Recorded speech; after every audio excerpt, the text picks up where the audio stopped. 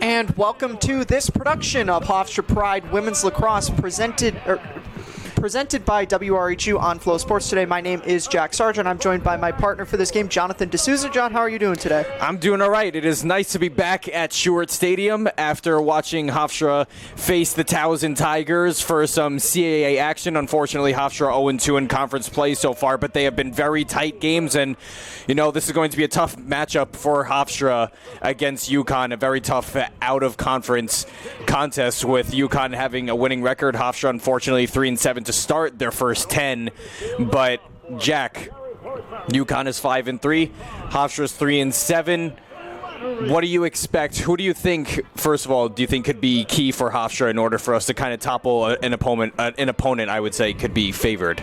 Well, I'll go back to one of the points that I brought up when I was on USC, or when I was on for when Hofstra faced USC a couple weeks ago, and that was we need to see goals from a few players. You're going to get to your players specifically, but I brought up Carrie Walzer there. When she has multiple goals in games, good things usually happen for Hofstra. If not, if not wins in that particular aspect, Hofstra does play a lot closer when she has multiple goals there. You can also factor in Taylor Manella, obviously one of the big scorers for this team last season. So basically, my big thing though for Hofstra is they have lost every single game except for one that they have not scored first early. So when they concede the first goal, they have with the exception of that one win, they have a losing record. So the big thing for me is Hofstra score first, and if not first, definitely score early. Yeah, I mean, last game against Towson, as I mentioned, it was the two teams, as I mentioned at the beginning of the broadcast, they shared a common enemy, and I'm not talking about team-wise. I was talking about the weather. The gusts, the rain, and I don't want to make it an excuse for Hofstra, but the rain was really pelting their face. It was really in their eyes at first, and they conceded the first 3 goals of the game. They lost by 3 goals and all that, and they trailed by 3 goals multiple times, but ended up coming up short even after a second-half rally. And we will come back after a short break for the national anthem and talk about starting lineups and a little bit more pregame.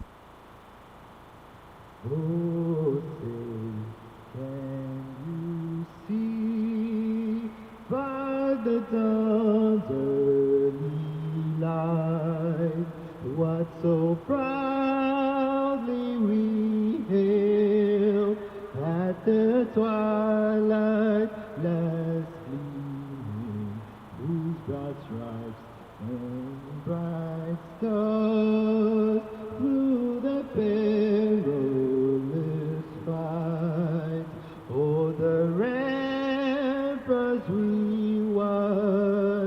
were so gallantly streaming, and the rocket's red glare, the bombs bursting in air, gave proof through the night that our flag was still there. Oh, say does that star-spangled banner yet wave o'er the land of the free and the home of the brave, the brave.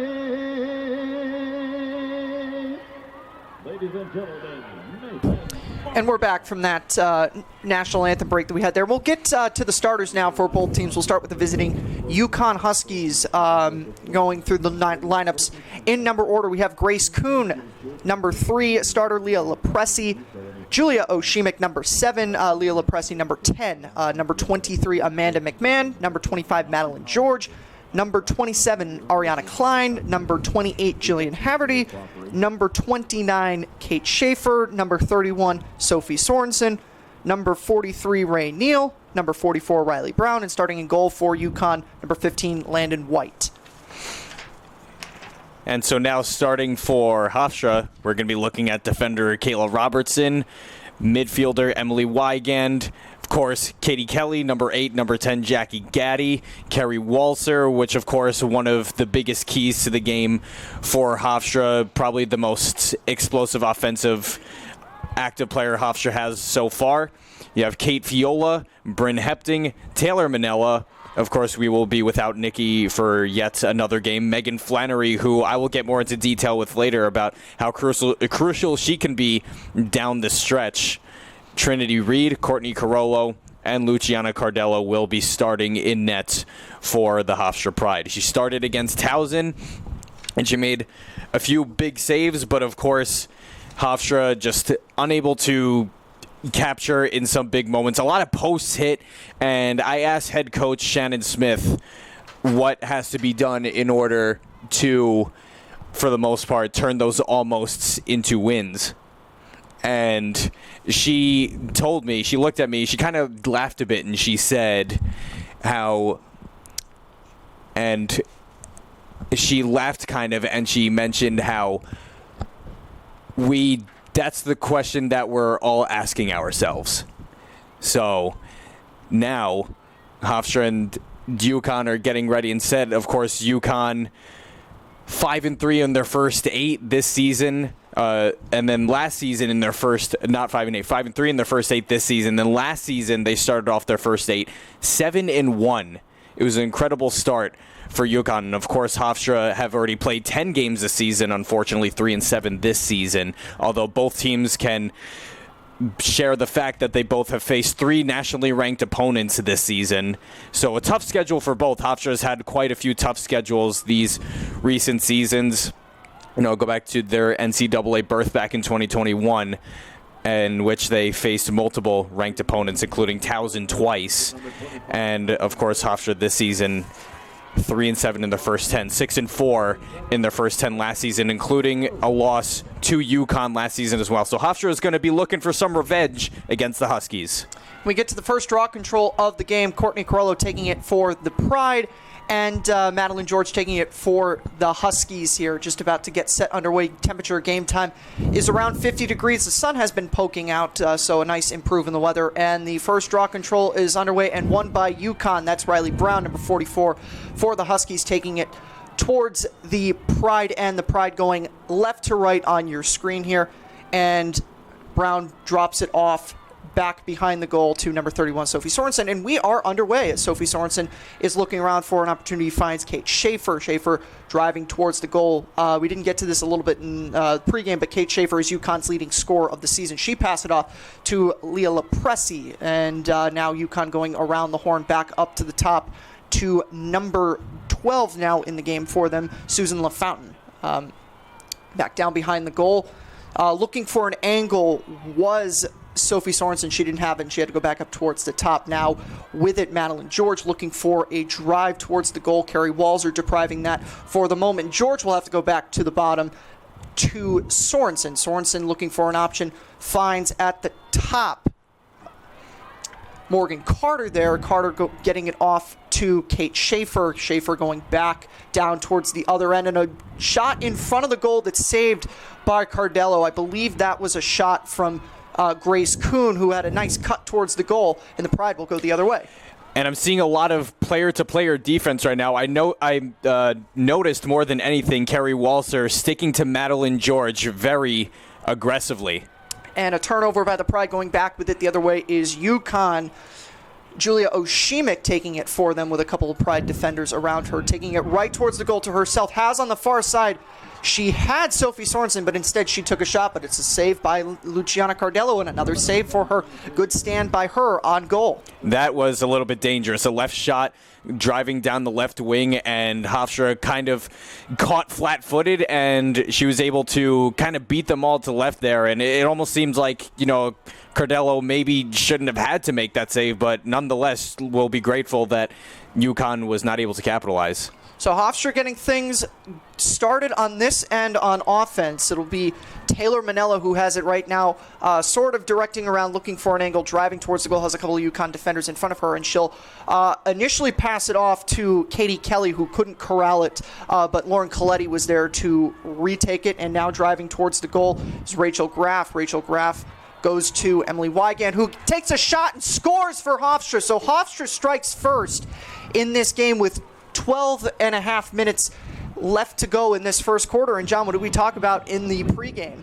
Well, Rachel Graff, I would like to mention actually is another key player that maybe it's not the first player that comes to mind. You think, where is Taylor Manella? Where is, maybe more multi-goal games from Carrie Walser? That's a lot to ask, but Katie Kelly taking advantage on a very great chance. I mean, absolutely no defenders in front of her. Rachel Graff, a very good eye to drop it back. And that's a very tough play to defend always. When you have two players swapping, the defense sometimes, no matter how much you train that, sometimes they have a miscommunication. Sometimes they don't really know whether they want to keep on their player or they want to switch.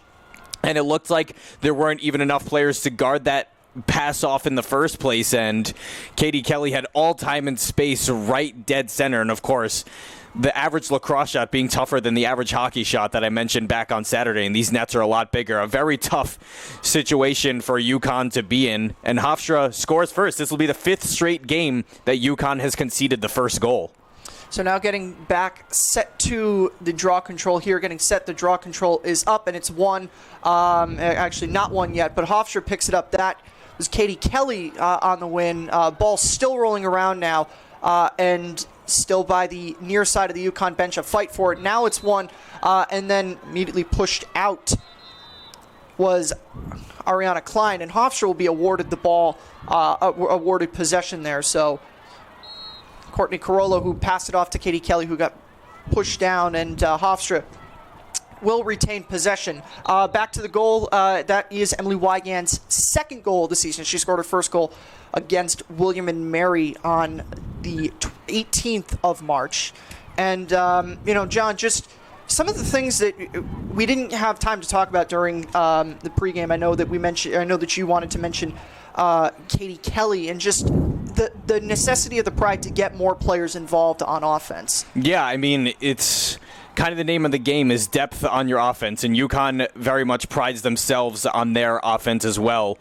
At least in their 2021 season, they were credited as having one of the high-scoring seasons. And another goal by Carrie Walser.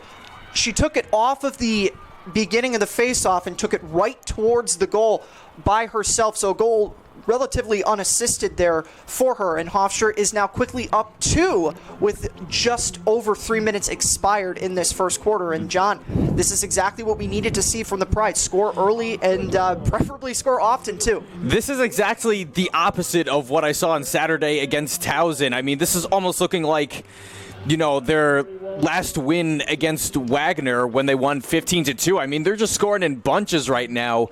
I mean, UConn is just kind of they're leaving a lot of space open. One thing I mentioned in the last game a lot Hofstra wasn't able to do was able to get those really good angled shots, and they're getting a lot of that today. And Carrie Walser picked a corner, and she did very good on that. And she actually had 4 goals against UConn last season, where UConn came out victorious 15-11. And that was a game where UConn actually scored the first 2 goals by Kate Schaefer and Grace Kuhn. But this year it's a complete different story, and it's 2 different Hofstra players who start off the scoring. So the draw control is up 1 by UConn. That was Madeline George to take it. And going back the other way is UConn. Amanda McMahon going this way. She loses the ball. Okay. And Grace Kuhn driving towards the goal. A grounded shot that's saved by Luciana Cardello. A bit of a low shot. Cardello was able to get her stick in the right place at the right time, and she was very good positioned. Again, didn't have to look back and make sure she might have been out of position. She was very good on the reaction time. So Emily Wygand taking it forward now finds Kate Fiola, and the Pride are getting it set down on the offensive end there. Moving it around Katie Kelly, who goes back up towards the top to Carrie Walzer. Carrie Walzer looking to make another drive in towards the goal, has that initial angle stopped and has to find Taylor Manella. Taylor Manella goes back up to the top, finds Megan Flannery, who takes a shot, and it goes wide. But the Pride retained possession, 50 seconds on the shot clock. And that was a good shot. She tried to bounce it off the turf, and Hofstra scored actually a couple of goals off the turf on Saturday against Towson, and Manella scored quite a few of those. Flannery trying to get herself on the board. So Carrie Walzer again has it. A couple of defenders in front of her finds a driving towards the goal. Kate Fiola, a good shot, but a save by Landon White for UConn. So now it's back up by the half field, and UConn takes over possession of that. That was Grace Getz who gets it, and now UConn back on the Hofstra's end, trying to get something set on offense. It's Grace Kuhn who has it right now. Kuhn trying to find Lepresi. She shoots it over. The pass airmailed her, goes to the back, and Hofstra takes over possession. 9:45 to go in this first quarter. Hofstra bringing it back up on the other end, and it looks like it will be for the Pride. Bryn Hepting, who will get them initially set on offense. Now she finds a turnover there by the Pride. Bryn Hepting was trying to find Megan Flannery, but the Pride turned it over on UConn. Now UConn driving towards the goal. It's number 23, Amanda McMahon, who has it right now. She's able to retain possession, now drops it off to Susan LaFountain, who now gives it off.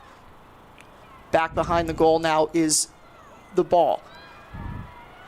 So driving towards the goal, and a shot and a goal for Kate Schaefer, UConn's leading scorer there, and a kind of a little bit of a defensive breakdown there by the Pride, allowing the open opportunity, and Schaefer was able to get a relatively easy shot on goal to put the Huskies on the board with just over 9 minutes left to go in this first quarter. And Schaefer had scored 5 goals against Hofstra last season in the meeting against the two, so Schaefer gets one here, and this is something, I'm surprised this is a name we haven't spoken more about coming into this game. Yes, you did mention that she is the leading goal scorer for UConn, but she has the tendency to score 4, 5, 3. She's just one of those very well-rounded multi-goal scorers, and Leah Lepresi is another one who did a lot of that last season and seasons prior, and she still is.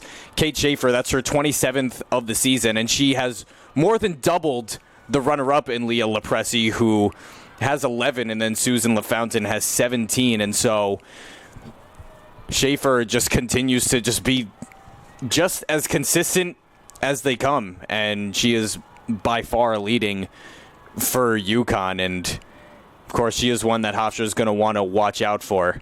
And I remember Hofstra against Towson ball watching a little bit too much against Towson's star players, and it costed them getting scored on by a lot of the backup players. So UConn wins the draw. Taking it forward for them taking it forward for UConn, and now getting it set on offense will be Leah Lepresi, and Lepresi with in coverage there Trinity Reed, and she goes back up towards the top to Susan LaFountain, and a goal for UConn there, number 2. So that'll even the scoring. A good setup there to get LaFountain open with an opportunity to make the shot, and she converts on it. And I think that's a goal. At least that was a goal, right, John? That was a goal. Okay. I just confused myself a little bit there. Yeah, no, that was a goal. Rattle the back of the nets, of course, and that was a very tough. That's something that's also extremely tough to defend. You have a right-handed shot skewing from the left side, cutting in front, and you just never know whether they're going to shoot far side, near side, and of course the net being as big as it is, sometimes you just have to rely on having the perfect position. Cardello, unfortunately, did not have the most ideal position, and it's very unreadable. And so it was just another shot where Hofstra just kind of gave up the middle there, and now the score is tied, and UConn, as I mentioned, they did concede the first goal in each of their 5 games now. That includes this game, but in their previous 4 games that they conceded the first goal, they are 2-2. So it's not as if they're conceding the first goal and unfortunately losing every single time. So the draw's up one again by UConn. Madeline George there to win it for the Huskies, and she goes forward back to on there, I believe for UConn, that's with the ball, and they're losing action there.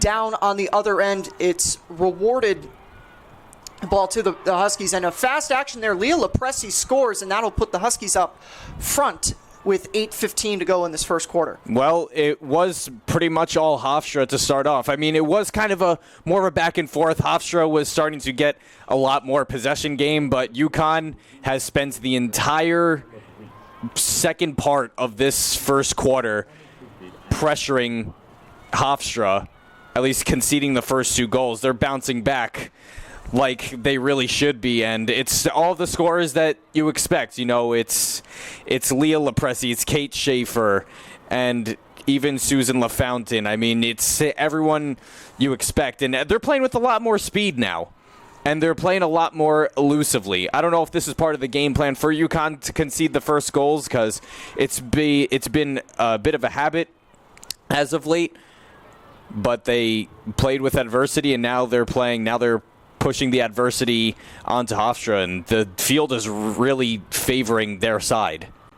So a fast start to this one. Again, we mentioned 5 goals in the first. We're not even halfway through this. Draw control looks like it's won, and it is won by UConn there. Number 17, Julia Oshimik there is to get it. And the Huskies will initially, the pass was Good play there by Walzer. Yeah, good play there by Carrie Walzer to disrupt it. It looked like UConn might turn it over, but they were able to recover there. And now UConn going on the opposite end. So getting it set for them will be Sophie Sorensen. She'll go back to Lepresi, the most recent goal scorer. Lepresi with Trinity Reed in coverage. Now she finds Grace Kuhn, who in front of the goal had an angle. Good job there by the Pride to deprive that angle. The ball's loose in front of the goal, and finally, at the end of it, it's won by Bryn Hepting, and the Pride will now go the other way. Hofstra got really lucky there. Grace Kuhn had it in the most ideal position, and again, it looked like it was going to be another just point-blank attempt in front where it looked like it was about to go in, but Kuhn had lost the ball, and it was dropped out of her stick before she got a chance to even take the shot.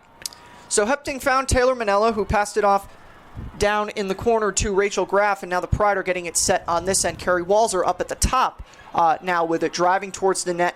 A couple players in front of her, has an angle. The shot goes over the net. Hofstra retains possession. 60 seconds expired on the shot clock. Taylor Manella now has it, driving toward the goal, one-on-one defense. Now she passes it off to Katie Kelly, and a whistle there.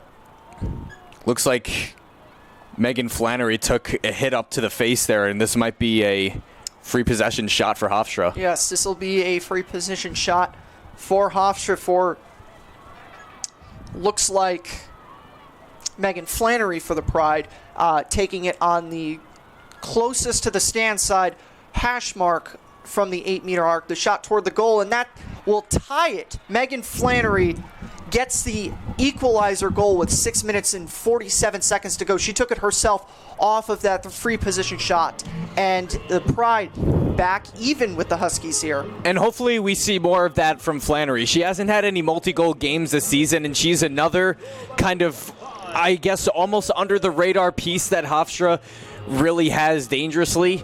I mean, that is her 7th goal of the season, and like I mentioned, scoring each one goal, not a single multi-goal game this season. And we've seen some of these close games that Hofstra has brought it to, whether it be within 1, within 2. Hofstra just needs that extra goal or two. And, if you talk about the William and Mary game, maybe Flannery has another one. We tie it, Hofstra ties it, goes into overtime, and then who knows, Hofstra potentially wins it then. But so far, that goal ties it. It's not always about how many you score. Of course, Megan Flannery is very useful even when she's not scoring. She has been a very key offensive piece for Hofstra, but it's also about when you score, and now it is a 3-3 tie. So it's going to be a couple of 25s taking the draw control as Megan Flannery is in the circle there with Madeline George for UConn. The ball is up, and UConn will win it there. And off of the win, Ariana Klein was there to take it, and she'll take it forward she hasn't passed it off there yet, but she will be the one who will bring the ball back into play for UConn. And we talked about it for Hofstra, goal number 7 for Megan Flannery, and it's important to see the Pride answering these early goals, or obviously getting out to the lead early, but answering the goals that UConn is putting up. And it was multiple times Hofstra trailed by 3 at least I would have to say 5-6 times less. Not to cut you off there, John. A yellow card there on Katie Kelly, 2-minute penalty there. So UConn will be a man up for the next 2 minutes on that. And Lepresi getting it set down in front for UConn. Now, on the far side, that's on the far side for the Huskies. Now getting it towards the near side to Leah Lepresi. Back up towards the top far side. Again, shot by Kate Schaefer. And UConn taking it back into possession. The ball was on the ground. That was Susan LaFountain. Takes it and back behind the goal for UConn, up near the top, and a goal for Grace Kuhn. We saw that earlier, the opportunity that UConn was trying to get set up. They weren't able to do it successfully there, but cut in front of the goal and an open shot and a goal for Grace Kuhn. Initially, Kuhn had the chance on the left side of the net, right-handed shot from the left side of the net. Now she had the chance with the right side of the net being open to her, and it looked like she went far side, and that was a quick 1-2, very tough to defend. And this time Hofstra didn't get so lucky. I mentioned last time she didn't even really get to get the shot off, and sometimes it's not just about how many saves your goalie makes. It's about, just not letting your opposition get so many shots off or get really any shot off. And Grace Kuhn, a very nice quick release on the far side, and again, there was a lot of time and space given to Caitlin Tartaglione on the right side as she tried to look for a pass. And, of course, that elusive pass behind the net where very tough to read. You don't really know what option they could go with. They could go with anything. They went with Grace Kuhn, who had the chance before, and this time capitalized. So a violation on UConn. Hofstra will take over possession from the draw control, and it will be Carrie Walzer who will take it up and bring it beyond half field for the Pride and look to try to get things set on offense. She's got 4 UConn defenders in front of her, so she passes it off to Kate Fiola, and Kate Fiola goes down towards the other end to Taylor Manella, and Taylor Manella passes it around. The Pride are going a little bit around the horn, but now Carrie Walzer will have it and get things going again for the Pride on this possession. UConn in front by 1. Carrie Walzer passes it off to Taylor Manella, who spins, grounds the shot, and a goal there for Taylor Manella. Very good setup by the Pride and a quick response once again to even things up once again. And it took a while to see from Taylor Manella last game against Towson before you saw her get on the scoreboard. She's doing it early this season. Now they're going back and forth right now. Hofstra up 2-0, and then it's tied at 2, and then actually UConn takes a 3-2 lead. Now they're just going back and forth right now. That was a really great goal by Manella. Of course, Flannery playing a huge role in that, as well as Rachel Graff. Again, the two players who might not put up a whole bunch. Pass it to someone who put up certainly a whole bunch last season, Taylor Manella. Very nice spin move to pot it past UConn. And now it's a tie game at 4. And in the draw control circle, once again, the usual suspect for UConn, number 25, Madeline George, and Megan Flannery taking another draw control for Hofstra. Whistle blows, and Carrie Walzer is there to win it for Hofstra. And she turns it over, and UConn going the other way. Susan LaFountain has it for the Huskies right now, passing it off down back behind the goal to Sophie Sorensen, who's looking for an angle around, has one Hofstra Pride defender in front of her. She goes up back towards the top to Sophie LaFountain, who passes it off to over on that end, Kate Schaefer. Now with it for the Huskies, back behind the goal once again, Sophie Sorensen going back, Lepresi. UConn kind of working around the horn right now. Grace Kuhn over to Madeline George, who looks to be taking an angle towards the goal now. Instead, she goes back to Lepresi behind the goal. One Pride defender and a whistle. We'll see what this is on. Good play by Wygand in order to keep back UConn from potentially taking the lead, keeping back Madeline George, who tried to take those quick strides. It looks like this is going to be a free position shot from the far side, the far stand side hash mark there for Lepresi with 4:28. Husky scored off of their one. She's driving towards the goal, and it's knocked out, and she fell.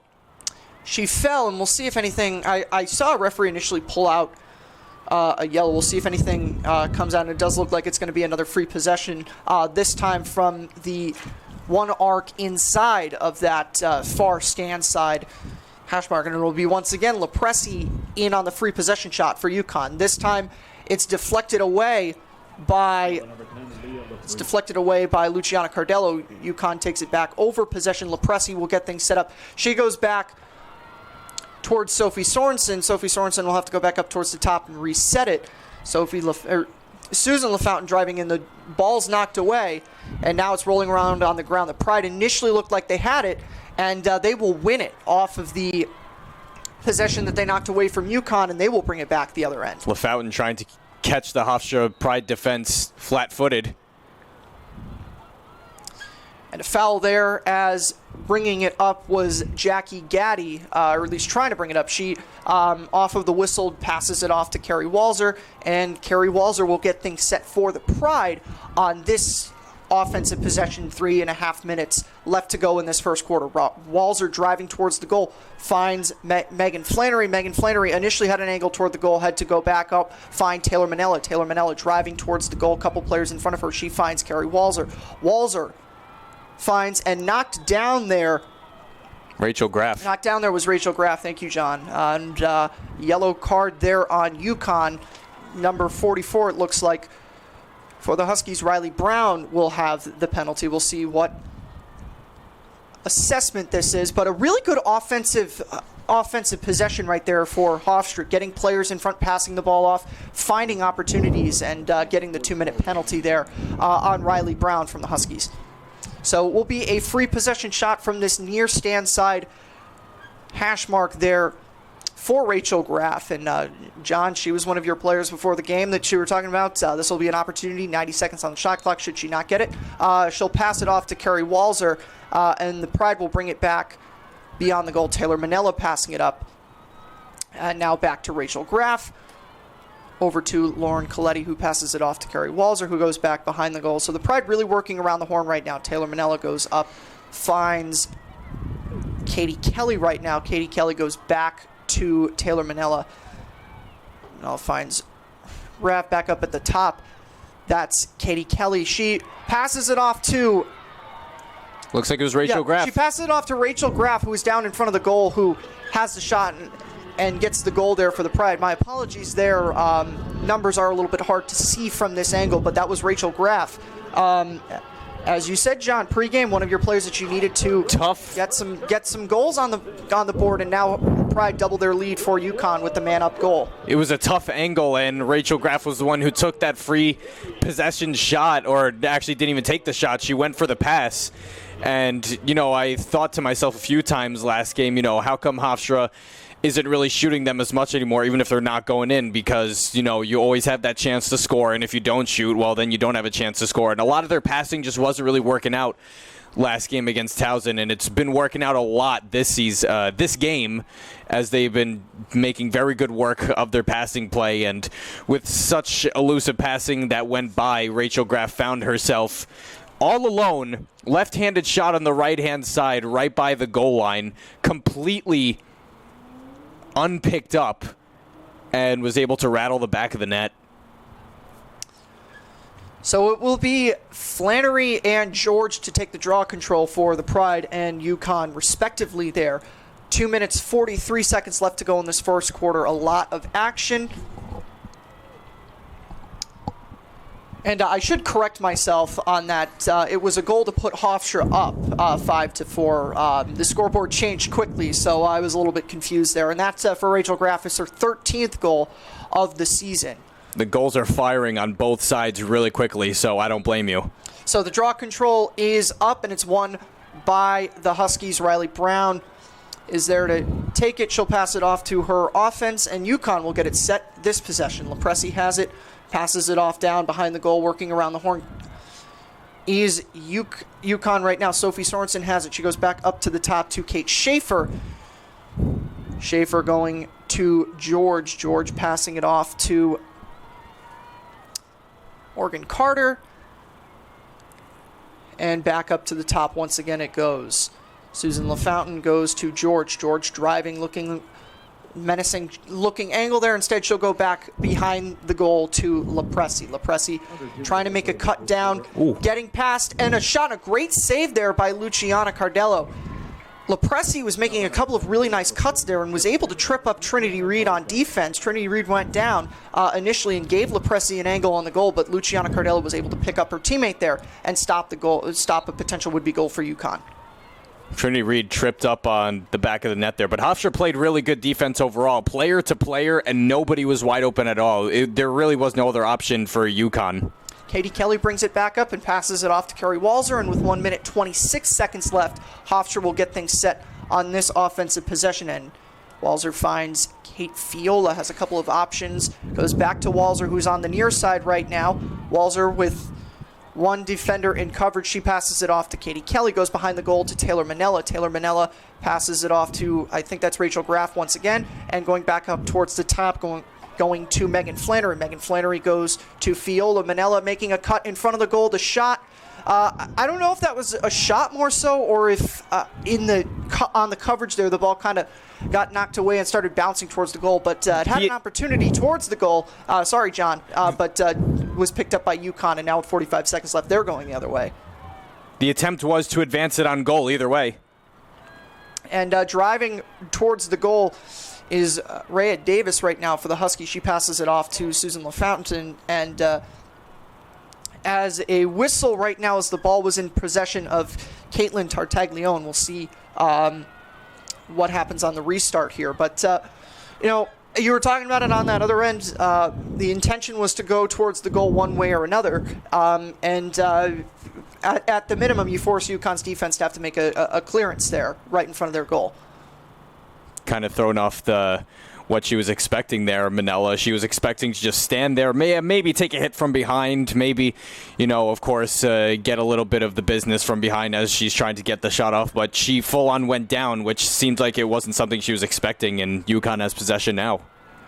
So now UConn has possession. It's Kate Schaefer right now. Schaefer finds Davis. Davis driving towards the goal. She gets knocked down, and it looks like that'll be a free possession shot for UConn with 18 and a half seconds left to go. Shot clock is turned off, obviously, with there being 18 and a half seconds left to go in this quarter. And we'll see if Hofstra is assessed a penalty on this. Looks like they closed the gap a little bit too aggressively there. Yes, and Hofstra will be, I think, assessed a penalty. If it is, it'll be on Bryn Hepting. Yes, 2-minute penalty on Bryn Hepting. So Davis will take the free possession opportunity for UConn right in the center. And UConn right now is a man up with 18 and a half seconds left to go in this half or in this quarter. And if they need it, they will be up further for the majority of that first part of the second quarter. And it looks like Davis is going to take the shot right there. She does, and it's saved by Luciana Cardello. Luciana had her stick the right place at the right time. Another chance, though. The violation there and another free possession attempt. Davis is looks like she's going to take it again from that free position mark, I should say. 15 seconds now left to go in this quarter. A shot again, and that one goes, and it was deflected by Cardello. And with 9.5 seconds left to go in this quarter, Lepresi will get UConn set up for what they have left of this first quarter on this offensive possession. So she goes to Davis. Davis looking to drive towards the goal. A shot and a goal there for Susan LaFountain, her second of the game. And UConn taking advantage of what little time they had left on this. Obviously a man up there, and that's a goal that'll tie it there with just under 5 seconds left to go in this. And a good offensive possession there for UConn after a couple of free position shots to get the open player, and a very similar goal to the one they had last time, scored by Grace Kuhn. And of course, Lepresi had it behind the net, right side, and to me, it looks like every single player was covered for UConn. It looked like everyone was covered player to player, but then I saw an open Caitlin Tartaglione for UConn, and I was about to say, of course, I wasn't going to cut you off there, but I was about to say someone might want to keep an eye on her or cover her, because she might start, bursting down and potentially even scoring that goal. And it kind of caught me off guard that it was LaFountain, because, again, it looks like everyone from inside around the goal area was covered for sure. So presumably the final draw control of the quarter is up. It will go out, and that will be the end of action for the first quarter. So we end this first quarter tied 5-5 here at James M. Stewart Stadium. You are watching Hofstra Pride Women's Lacrosse on Flow Sports, presented by WRHU.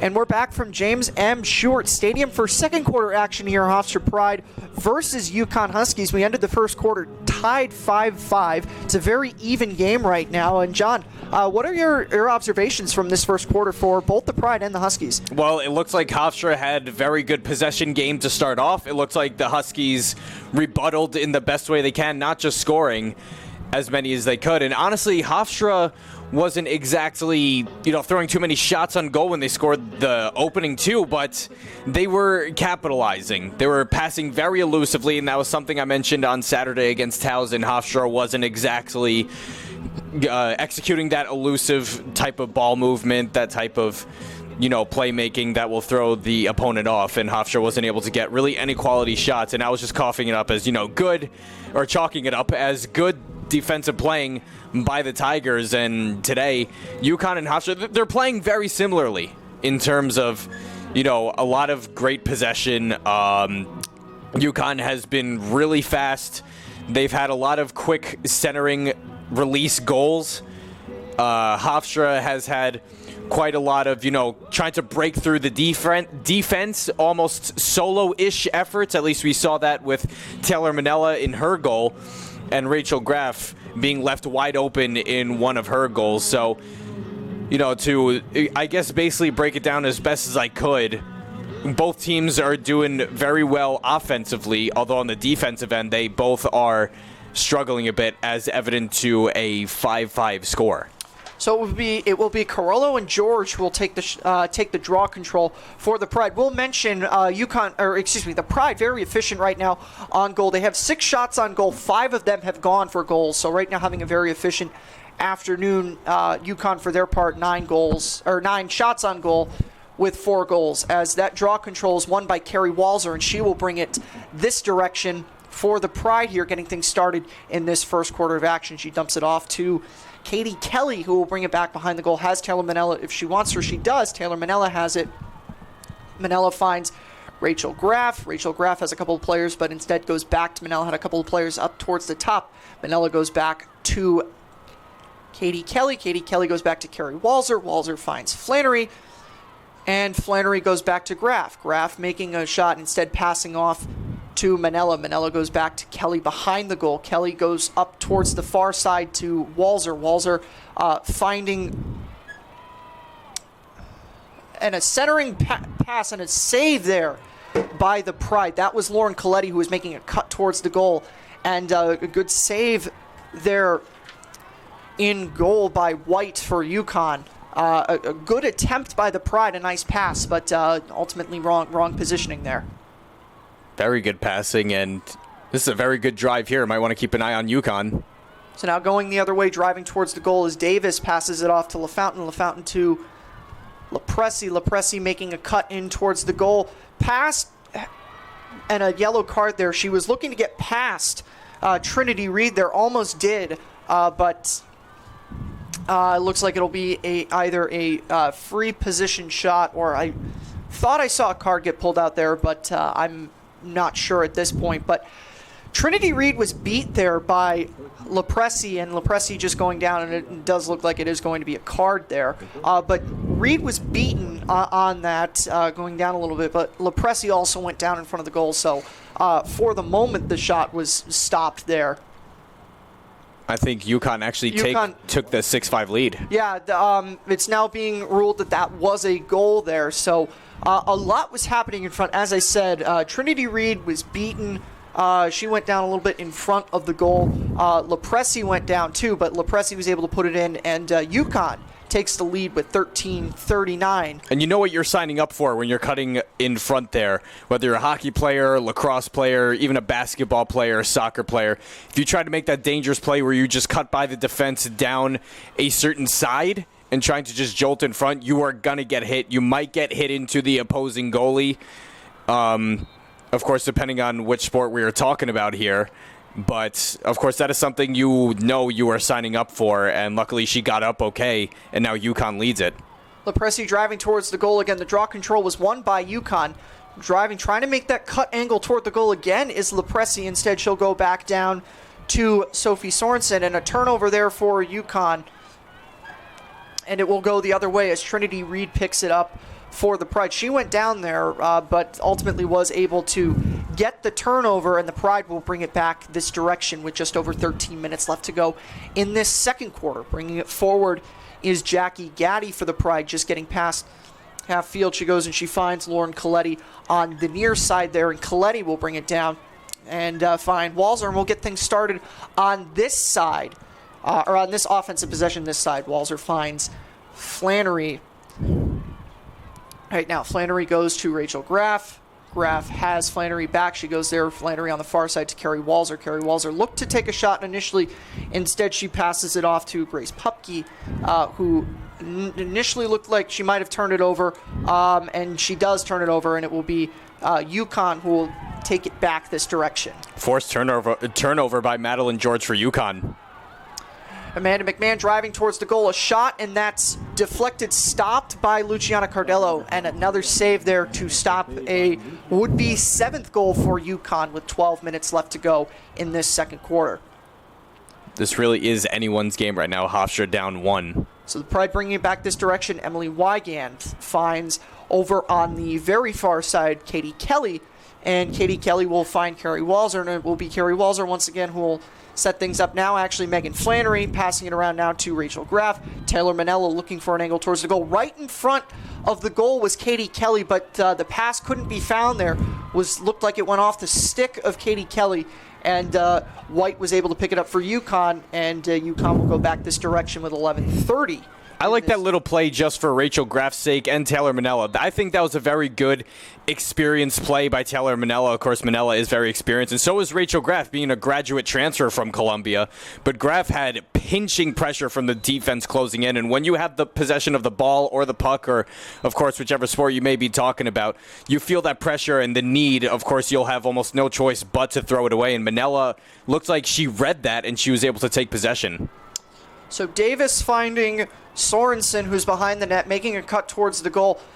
Fountain was cutting in towards, but Sorensen still has possession right now. Now she'll find LaFountain, and LaFountain will pass it up, and UConn going a little bit around the horn here right now. Davis has it on the far side. Davis driving towards the goal, has a couple of Hofstra players in front of her. She'll have to back up, back towards the top and reset there. Tartaglione has it. Now she's looking towards the goal with Carrie Walzer in defense there. Has a couple of options. She goes back up towards the top to Davis. Davis finds LaFountain. LaFountain off to Kate Schaefer. Schaefer passing it behind towards Sorensen, and it goes out in a turnover there, and Hofstra will have possession now. Frustration for UConn there. Kate Schaefer tried to deliver that pass, although she was slightly off the mark, and I feel like one big reason why Hofstra is still very much in this game, of course, it's still high scoring, but you haven't seen too much of Kate Schaefer, and Kate Schaefer looking to be a little bit off her game right now. Of course, we still have the whole second half to go, though.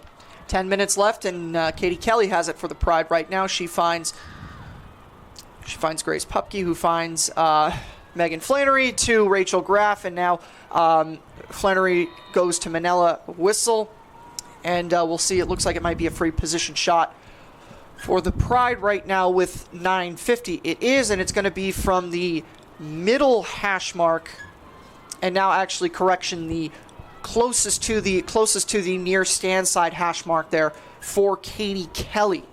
We'll see whether or not she takes the shot from here or elects to pass off or drives before taking the shot. She does take the shot, and it's saved by White. So she took the shot right from that hash mark off the free position. It was saved by White.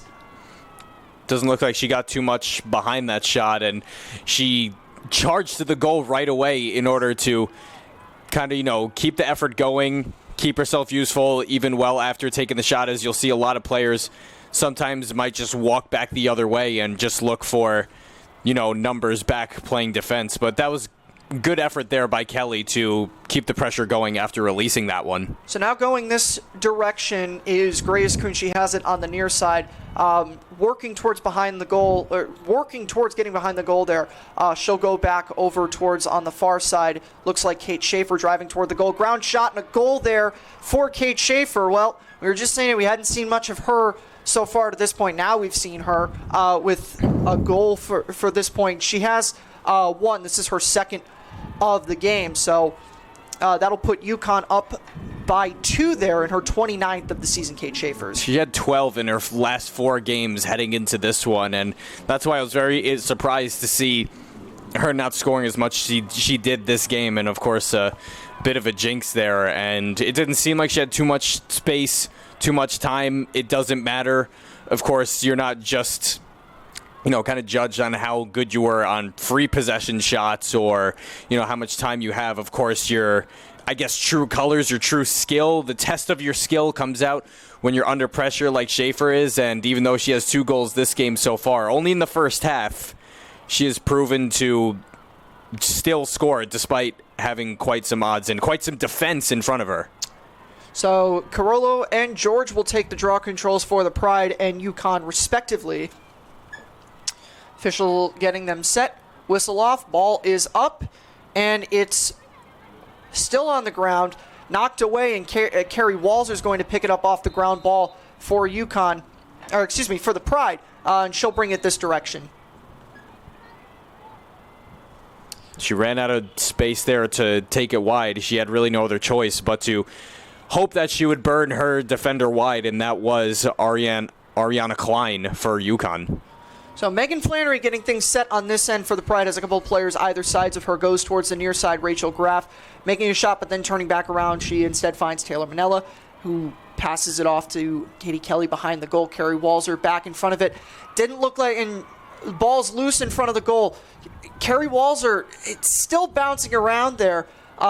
Ultimately able to recover. It looked like she didn't look the pass there into her stick, and that led to the ball being a little bit chaotic there, but the Pride were able to still win that, and Taylor Manella bringing it back on this end, driving towards the goal. Instead, she goes back to Katie Kelly. Walzer looked like she might make a cut towards the goal, instead backed out, and Kelly finds Flannery. Rachel Graff has it now. Graff goes to Manella. Manella driving towards the goal. A couple of players around her, and then her shot goes over the net. With 16 seconds left to go on the shot clock, the Pride still have possession, but they have to get something going in a hurry here. Walzer has it now. Walzer goes to Flannery, and tight defense there by UConn, and they will take over possession with 7.5 minutes left to go in this quarter. Good scoop up and forced turnover there by Amanda McMahon for UConn. Schaefer driving towards the goal for UConn finds Kuhn. Kuhn, shot initially blocked off, finds Tartaglione. Ground ball shot and a goal for UConn, and that will make it an 8-5 lead for UConn. So Schaefer on the break found Kuhn, and Kuhn had Tartaglione in front of the goal on a nice cut, and she was able to bounce it in for another goal for UConn. That dreadful 3-goal deficit for Hofstra unfortunately comes true, and Tartaglione has made herself very useful in her own end as well. I mean, I was about to say something just before Hofstra had turned it over, which led to the chance, and that all started back in the Hofstra end, courtesy of Amanda McMahon for UConn. Very good defensive play there, of course, being a senior defender and all. Very good play, and was able to get UConn back the other way. That's really where it all started, and it didn't seem like there was much coverage in the middle of the field. UConn rather cruised into the Hofstra end, and Tartaglione was another key player that that the Pride did not really recognize as much as they should have, and as a result, they are now trailing by 3. So getting back set in the draw control circle. Official getting things sorted out there, and the draw control is up, and it will be won by Carollo for the Pride, and the Pride will eventually be able to take it back this direction. Emily Wygand on the near side has it, trying to get towards, and she does get past a couple of UConn defenders. She's got a break towards the goal, has a couple of players near her, and she goes over towards, in the center, Megan Flannery, and we'll get things set for the Pride. Flannery and Walzer passing things around. for the moment. Flannery finds Graf. Graf goes to Kate Fiola. Fiola finds Manella. Taylor Manella looking for an opening has Carrie Walzer and Megan Flannery. Flannery goes on the far side to Rachel Graf. Rachel Graf initially looked like she might take an angle towards the goal. Now that's Coletti and a whistle there. And we'll see what it is. It looks like it's going to be a free possession shot from that. Actually, it's going to be from the center. My guess was going to be that second out, or the first of the two arcs on the far hash marks on the far side, but instead it's going to be from the center.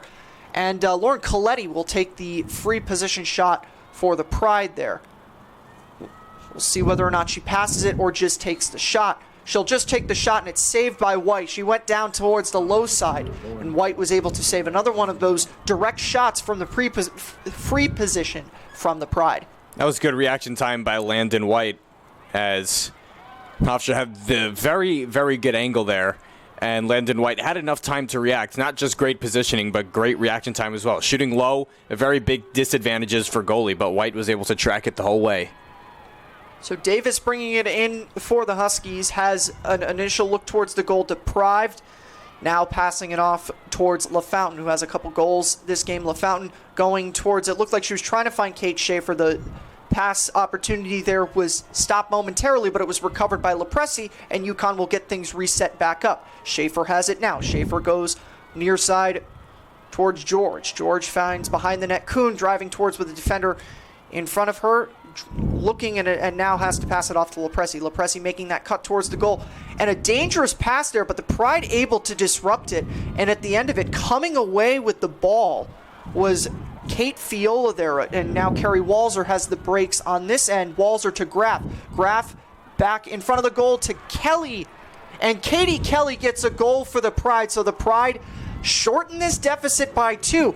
They were able to force the UConn turnover there in a very fast series of events, and Katie Kelly answers for the Pride. Very similar to UConn's 8th goal, where it started way back in the defensive end, and then the rush resulted in a goal for the defending team. And Kate Fiola really had to run as fast as she could. She had to turn on a 5th, 6th, 7th, 8th, 9th, 10th gear, although unfortunately that wasn't enough. But fortunately at the same time, she was able to find Carrie Walzer, able to make herself open. No one picked her up.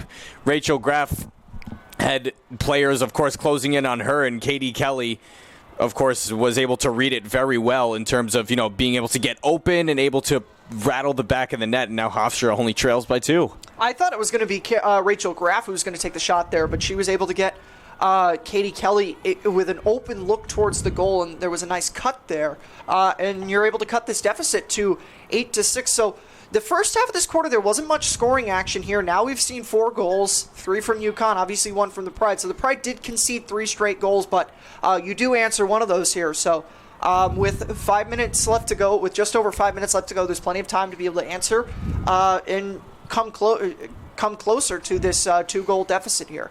As we're getting set in the draw control circle, it's Carollo and George, the usual draw control takers, and that is knocked out, and it will be, it looks like it's still on the ground, but that now coming away with it is Carollo, and it will be the Hofstra Pride ball after the whistle. And the Pride will get things set on offense. Jackie Gaddy finds Kate Fiola. Kate Fiola goes to Bryn Hepting. Bryn Hepting goes to Taylor Manella, and things will get started on this offensive end. Manella has players around her, finds Graf. Graf goes to Coletti on the far side. Coletti goes to Flannery. Flannery goes to Walzer. Walzer to Graf. Graf to Gaddy. Gaddy to Manella. Hofstra going around. Hofstra playing a little bit of passing sequence there. Now back to Flannery. Flannery to Manella. The pass was it looked like it was Flannery was trying to find Manella. The pass went away, but now driving towards the goal. A shot and a goal there for Kate Fiola. So the Pride initially looked like they might have lost possession there. A pass from Flannery to Manella was not connected on, but able to recover it was Rachel Graf and get the setup back in front of the goal fast, and a fast answer, these 2 goals for the Pride after the 3 straight that they gave up to UConn. The cliche, a blessing in disguise, and the reason it is a cliche, it's because it is said a lot, and it is because that is how you can describe it. It was very much a blessing in disguise. You said it looked like Hofstra was about to concede possession there, and Rachel Graff was able to pick it back up from the high right side, and it seemed like a lot of eyes were on her and very little amount of eyes were on Fiola, and she had all the time and space in the world, where Hofstra would not have had that chance had they kept the possession going. We're probably still talking about, or you would be talking about them still probably passing it, moving it around the horn right now. But, sometimes a broken play can be fixed even stronger. So back in the draw control circle, it will be Carollo and George to take the draw control, as has been the case for the majority of the game for both sides. Official getting things set up there. It is 8-7 right now. UConn lead with 4:15 left to go in this second quarter. That goal for Kate Fiola was her 4th of the season, as the official getting things sorted out in the center. Whistle blows, draw control is up, knocked around, rolling away, but won at the end of it by the Huskies. There to win it was Ariana Klein, and bringing it the other way now is LaFountain for UConn. Fountain finds Davis. Davis has Wygand in front of her, cutting towards the goal, Lepresi, and it looked like the pass was deflected there, but eventually picked up by Lepresi, who passes it off to Kuhn, who's behind the goal. Kuhn goes back up towards the top to Davis. Davis goes to Place. Place goes to LaFountain, and LaFountain goes to Schaefer, and Schaefer will go around the horn back towards Lepresi, and Lepresi will go to Kuhn. Kuhn making a cut towards the goal, finds LaFountain, saved by... No, actually, excuse me, it was a goal there for UConn. I thought it had hit off of Luciana Cardello's... I thought it had hit off of Luciana Cardello's stick and went into that net there, but it was a goal for UConn. My mistake there on that. So UConn gives up the 2 to Hofstra. Fast answer for this one, and number 20 on the season for LaFountain. And it was right shot to right shot. Grace Kuhn had it from the left side of the goal. And, of course, when you get a pass from behind the goal, that can easily become someone's office, and Grace Kuhn is definitely one of those players who it can be her office because she has been in the game for a while and knows how to put the ball in the back of the net and just put up points no matter what. And she was able to find LaFountain, who's another one who her office has been very much in front of the net. And, of course, Hofstra unable to pick up those little centering passes. That was kind of a struggle for them in the first quarter. It continues to be a bit of a struggle right now. So the draw control is won by the Pride, and Carollo passes it off immediately to Carrie Walzer, who will get things set up for the Pride on this offensive end. So we've seen Hofstra be able to answer quickly after goals. We'll see if that will be more of the same right now, as Flannery has it with a couple of options. Both sides of her goes to Rachel Graff up near the center. Rachel Graff goes to Fiola, the most recent goal scorer for the Pride. She finds Walzer, who was cutting towards the goal. Walzer instead goes back to Coletti. Coletti to Taylor Manella. Taylor Manella shot at an angle initially to Pride. Megan Flannery goes back to Carrie Walzer. Walzer goes back towards Graff. Graff had the ball and a shot, and that's saved by White. Graff had, what I was going to say was Graff had the ball rolling away from her, but she was able to recover quickly, and Hofstra was able to get the shot on goal, but a save there. And now UConn going the other way. So close for a multi-goal game for Megan Flannery. First one of the season that would be for her. Davis right now initially driving towards the goal, goes to find LaFountain. LaFountain goes back behind the goal to Kuhn. Kuhn looking to make angles around a grounding shot that goes wide. And it will be a Pride possession after that. Trinity Reed bringing it forward for Hofstra. Reed finds Fiola. Fiola goes to Wygand, who has a goal this game. Wygand goes to Katie Kelly on that far side, and Katie Kelly will go back up to the top to Carrie Walzer, and things will get underway on this offensive possession. 1 minute 55 seconds left to go in this second quarter.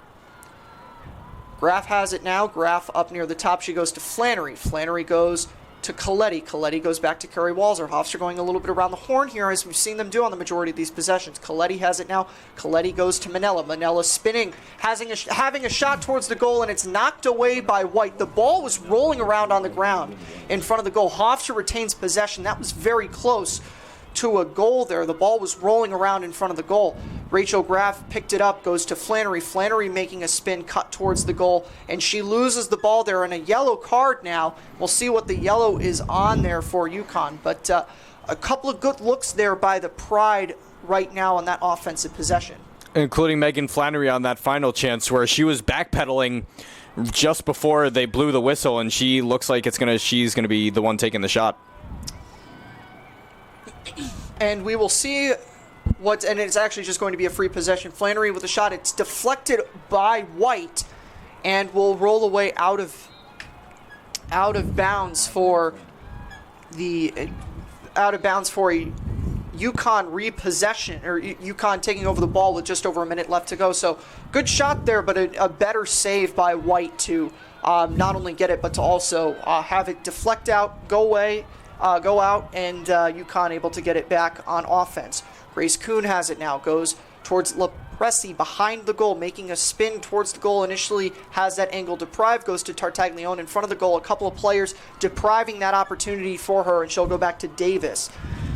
Davis goes to Carter. Carter goes to Kate Schaefer. Schaefer looking to make an angle toward the goal, had that shut off. Grace Kuhn has it now, driving towards the goal. A ground shot and a goal there for Grace Kuhn. So with 26.5 seconds left to go, UConn will be up 3, looking to go up 3 going into halftime. Grace Kuhn made that look a little bit too easy. A right-handed shot coming out from the left side. And I guess Cardello was rather fooled pretty easily, and it's a 10-7 deficit for Hofstra, which was the final score against Towson. So, of course, this has the making of being a really high-scoring game, but not much to say other than Grace Kuhn, and, of course, right-handed shot, taking it in front. And, of course, those are very hard to stop. It didn't seem like she got too much of it, and we saw a chance very similar to that one earlier right in front of Cardello, and Hofstra was able to stifle it pretty effectively, where it was UConn who took a pretty soft shot, if you will, and I thought this one was going to result in the same way with Cardello making a save or maybe having it go wide, courtesy of Cardello or not, but no, Grace Kuhn was able to pot it in the back of the net. So there wasn't a lot of scoring the first half of this second quarter, but now UConn has equaled their first quarter total of goals. They had 5 in the first quarter. They have 5 in the second quarter. 26.5 seconds left to go as we get set for this draw control. Maybe the last draw control this quarter. It is up, and it will be won by the Pride there. Carollo able to take it, and Pride will take it back this way. That's Kate Fiola who has it, and she finds Carrie Walzer, who backs up on an initial run towards the goal, and things will get set. But having to hurry, Walzer goes to Katie Kelly in front of the goal. A shot and a goal for Katie Kelly there with just under 3 seconds left, and a great answer for the Pride with minimal time left. Carrie Walzer took what little time she had, waited for an opening, and Katie Kelly provided her that opening. This is something Hofstra really needed at the end of this quarter. They can't, be relying on the past in which they, go down a bunch of goals and then they say, let's push it off to the second half. And I'm not just talking about Hofstra. I'm talking about in general. You're playing a sport. You think, you know what? We have a whole other half of the game. We're only down by 3. We have to come back. No, you got to play as if this is potentially the end or close to the end of your game. And Hofstra is showing some great urgency with just under 3 seconds left to get within 1. You get within 1, you never know what that one goal can do. You never know what kind of difference that one goal can make. That one goal right there can be the difference between almost and a win, something that head coach Shannon Smith always looks for. So as this final draw control is about to go up, as I was focusing on the time, I did neglect to mention that is the hat-trick goal for Katie Kelly. So she has 3 this game, and that will do it for second quarter action here. You're watching Hofstra Pride Women's Lacrosse on Flow Sports, presented by WRHU. When we come back from the break, we will break down this first half of action here from James M. Stewart Stadium.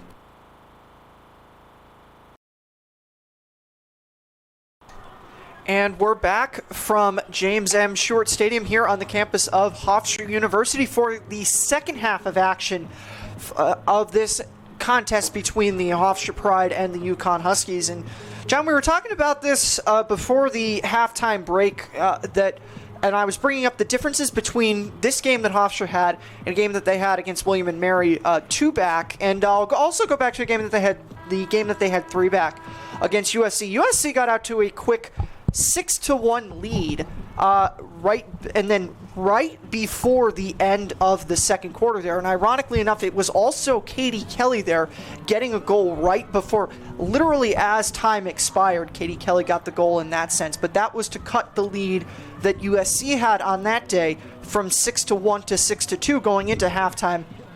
And obviously, the deficit that Hofstra has at this point is half of that they had against USC. But very important to get that under 10 seconds left in the game goal there by Katie Kelly. Makes it that much easier for the Pride to come back and win this game if they're to do that. And on the theme of under 10 seconds to go and scoring heading into the second half, we go back to last season against UConn. Hofstra and UConn. Hofstra trailing 7-6.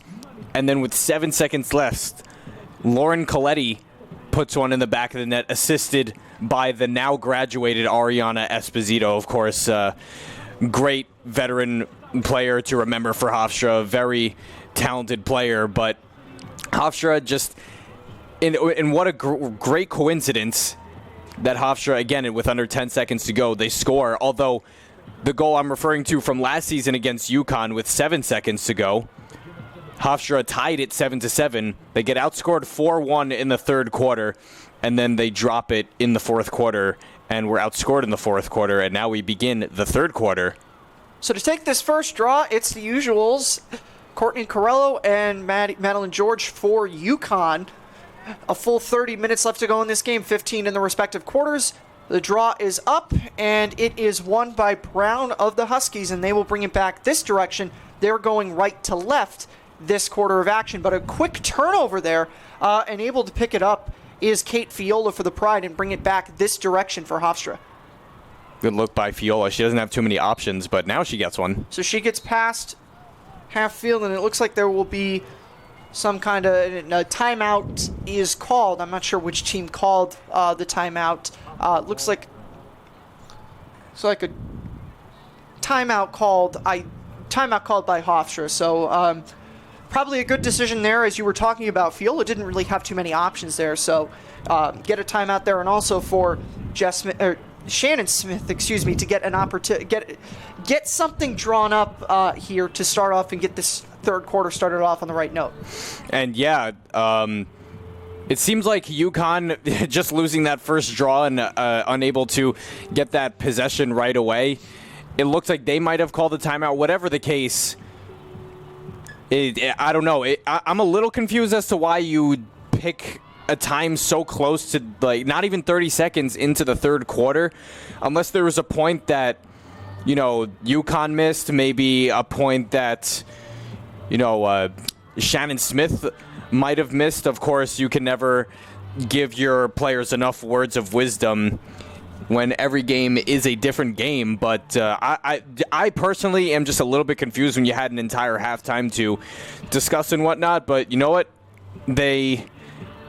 Hofstra or UConn might have an answer to my slight confusion as to why calling a timeout not even 30 seconds into the second quarter. This could result in something big for either team. Sometimes timeouts work and sometimes they don't. We'll see what happens here. Maybe this was something that was planned in halftime, that if they won the first draw, they would immediately take a timeout. Either way, it will be Carrie Walzer who will get things started for the Pride on this offensive possession after that turnover. Good inference. So now Walzer has it, bringing it this direction. She'll go towards the far side and find Trinity Reed. And immediately a whistle there, and it will be once again Pride who will take it. Trinity Reed has it, goes to Fiola, and we're back underway on this possession. No reset on the shot clock. Fiola finds Walzer up at the top. 57 seconds on this shot clock, directing traffic a little bit right now. Does she? She has plenty of options in front of the goal, but instead she's going to take it herself, drive towards the goal. Angle looked like it might have been there, but it was taken away. And she goes and she finds Megan Flannery on the far side. Megan Flannery gives it off to Taylor Manella. Cutting in front of the goal was Lauren Coletti. She goes down on that, made a shot, or took a shot, but it was saved by Landon White there. But it looks like there might be something for the Pride on this end. Either way, it was a good shot, or a good pass to find Coletti, and Coletti went down on that in front of the goal, and it will be a free position shot from that far side, farthest from us here in the press box. Hash mark there for Lauren Coletti. We'll see whether or not she'll pass out of this, drive towards the goal, or just take the shot right from this hash mark. Pride have done all three at this point with their free position shots. We'll see what happens here. She passes off to Fiola at the top. Fiola goes to Walzer. Defense collapsing on Walzer initially. Now one-on-one with her, cutting towards the goal. Pass to Rachel Graff, and a goal there for the Pride. So it's now a one-goal deficit there. Walzer sets up Graff in front of the goal, and a great answer for the great start to this first quarter of the second half for Hofstra. I mean, that timeout, I was confused, and just about a minute later, Hofstra is able to capitalize on a free possession shot. That was pretty incredible. I mean, of course, you either take the chances of scoring right away, or you take advantage of just having possession. That was great passing overall, and I mentioned at halftime this has been a very technical game on both teams' ends, and Hofstra makes good on their technical passing. Rachel Graff, of course, having to step up, being one of those depth pieces. One of the reasons why she was picked up by Hofstra after scoring 21 goals in 15 games started for Columbia last season was because she was going to be one of those depth pieces after Hofstra lost the three very key depth scoring pieces. And Rachel Graff showing that she can very much be that piece. She would alternate between 1 to 3 goals to 1 to 3 goals, and this could very well be a hat-trick game for her potentially. So UConn wins the draw control off of the foul there. Bringing it this direction is Ariana Klein. She goes over to Sorensen on the far side there. Sorensen finds Lepresi, and UConn will get it started this end on offense for them. Lepresi looking towards the goal, gets knocked down, loses the ball, and I believe a yellow card is going to come out there. We'll see who this penalty is assessed to right here, or if it is just a free position shot for UConn there. But an opportunity, and it looks like it is just going to be a free position shot for Lepresi, but an opportunity for the Huskies to answer here quickly after that Hofstra goal to cut the lead back to 1. Lepresi looks like she might take it right from this hash mark. Instead, she passes off to Kuhn, and a great save by Coletti, I think. Yes. Yeah, it did not go in. It did not go in. Coletti. So what? Lepresi passed to a cutting Kuhn, who had a great angle toward the goal, but Cardello was able to put the stick up to deprive the goal there, and Hofstra will have it on this direction. Cardello taking it. We'll see who she ends up passing it off to at this point. And actually, I wasn't paying attention. Hofstra actually has it beyond that arc there, and Trinity Reed will get it off to Bryn Hepting, and Bryn Hepting will find Megan Flannery, and Megan Flannery will get things started on the offensive end for Hofstra. Flannery drops it off to Katie Kelly, who goes back to the top to Carrie Walzer. Carrie Walzer, as has been happening for the most part, getting things set up at the top, cutting towards, finds Taylor Manella on that end. Taylor Manella with one player in coverage, has a couple players cutting towards the goal. Instead, on the near side, finds Katie Kelly, who takes a shot, but it's saved there by White. Another good save by White there. Hofstra had a couple of good options, cutting players toward the goal. Shot was good, but the save was also good to stop the goal there for Hofstra. Always very tempted on that left side, shooting far side. Driving towards the goal. Davis, a front high shot, and deflects off a post, it looks like. Schaefer gets it off of the deflection there on this end. UConn now on offense. Off the top post. Off the top post there. Getting it down towards the corner. Sorensen passes off to Lepresi. Lepresi goes back to George. George up to Schaefer. UConn going around the horn right now. Schaefer off to LaFountain. LaFountain finds Davis. Davis making a run towards the goal. Now backing up, finding George on the far side. George looking to drive towards the goal. She takes a shot and scores. That's not as quick of an answer as it would have been off of the free position shot, but still a quick answer for UConn after the goal by Rachel Graff to extend the lead back out to 2. And we saw this last game against Towson Hofstra. So many times, so close, they were arm's length away, or, the tying goal at their fingertips, just being down 1 goal, 2 goals, and Hofstra wasn't ever able really to tie it. Like I mentioned before, they went down by 3 goals at least 4 to 5 times, and so far it looks like the trend, although getting better in terms of course, you'd rather be trailing by 2 than 3, or 1 by 2, now trailing by 2, but this is something that Hofstra is going to have to, they're going to have to work on protecting their own end. And it kind of looks like, it didn't really look like it was that harmful of a shot. It looked like Madeline George kind of was going to opt to pass it back. She looked like she was going to stutter step back, and maybe that's probably what looked like it fooled Cardello, because she fooled me a little bit thinking she was going to pass it back as she was dead in front, but she had a defender in front all over her, and she opted for kind of a soft shot. Not one of the hardest shots I saw this game, but of course one of those soft shots went in earlier with Grace Kuhn scoring that one in the first half of the game. So the draw control was won by Klein, and UConn will get things started on this end. Davis has it. Davis goes behind the net to Lepresi.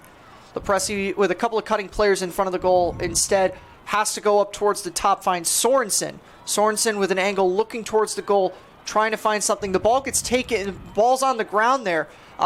The bobble was caused, and now Hofstra will win it. The bobble was caused there by Trinity Reed, and Hofstra forces the UConn turnover, and bringing it this direction is Bryn Hepting.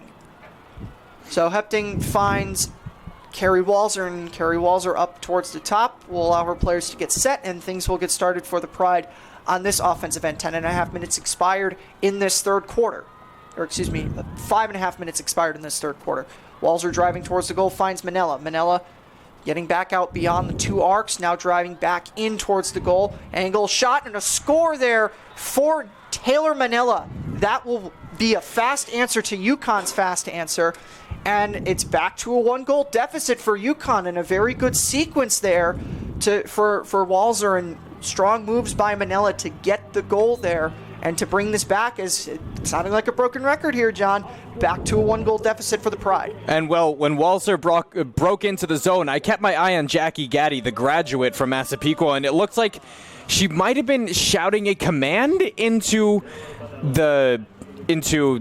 where everyone was attacking for Hofstra, and she made the same exact body motion that she did just now as she was celebrating the goal. She was yelling something for sure. And so that could have been a drawn-up play by Hofstra, and Taylor Manella, very great play going right to left. Of course, as a goalie, it's very tough to stop those shots on the move. Going from side to side, Manella went far side, low shot, which of course always gives the shooter the advantage, and Manella is able to capitalize on that. And of course, I mentioned even earlier on in the game, she's someone you also want to see a lot of production out of, with, of course, some other key pieces missing. So she gets her second of this game, her 16th of the season. Draw control getting set, and it is won by Klein of UConn, and she will bring it this direction and get things set. She finds Schaefer, and Schaefer working quickly, going towards the goal, has an opening, instead finds Lepresi behind the goal, and Lepresi cutting around, trying to find an opening, instead finds Kuhn on the far side. Kuhn goes back up towards the top to Schaefer, 9:50 to go. Schaefer driving towards the goal, a couple of stutter steps it looks like, goes towards LaFountain. LaFountain finds Davis, and looks like it'll be a free possession shot from that nearest to us hash mark here. 9:43 to go, 65 on the shot clock for UConn, and we'll see what the strategy here for Davis on this free position shot will be. Looks like she's winding up, but she did pass out from this angle here. She'll run towards the goal, takes the shot, and scores for UConn there. And a quick answer to another quick answer. We're just going to keep adding more quick answers to this. Rhea Davis, you said it looked like she was going to take that shot. Looks like she had that batter stance. It didn't seem like she was looking around for any passes. She did not move her head at all.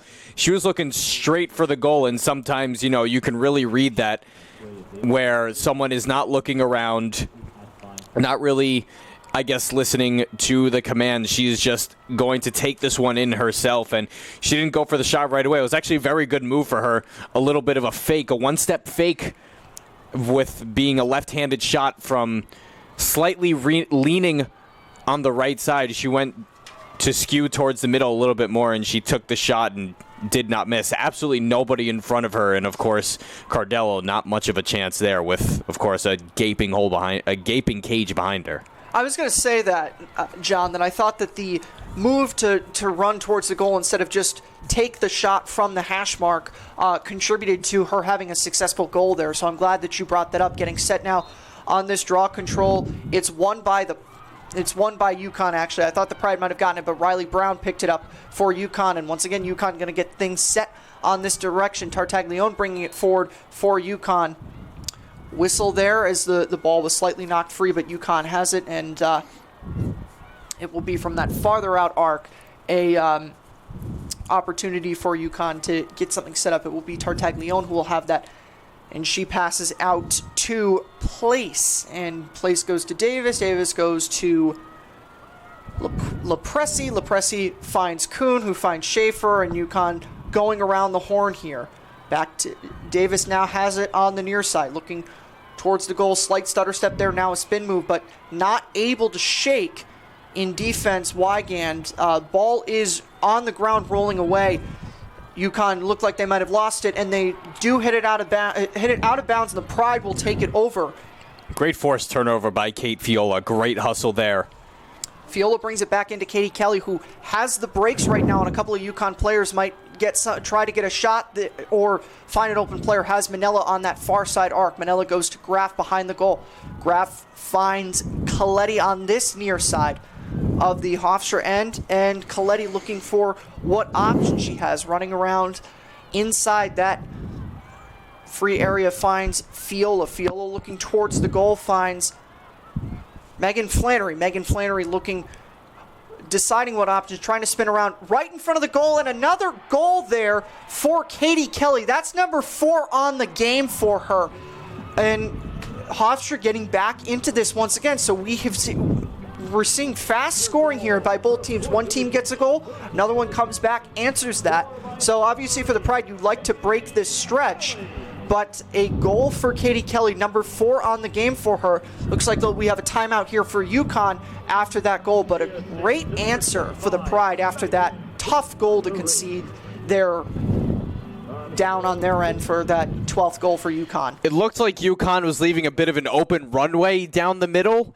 Not something that I have been typically seeing, but I was also seeing a lot of Hofstra players being pushed outside on those those little walls to the pathway, the open pathway. And Flannery, it looks like a lot of eyes were on her. It very much looks like she was very committed to doing something in terms of, trying to score, put in that lone effort and put it in herself. And Katie Kelly just had all the time and space. It looks like she broke through and was all alone in front in the open runway. And I can only imagine how loud Landon White for UConn must have been screaming with a lone Hofstra attacker in front of her. And no matter who this timeout was taken, if you're UConn, you just think to yourself, you can't let someone, that wide open in front of you when you have the same amount of players on the field and your defense was initially, had everything under control.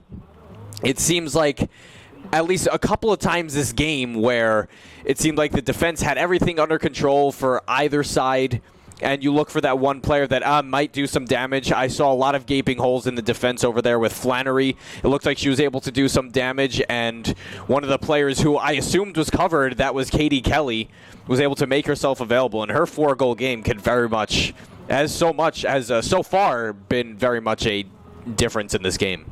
And also, we have to give credit to Kate Fiola there to force the turnover on the defensive end to get the setup there.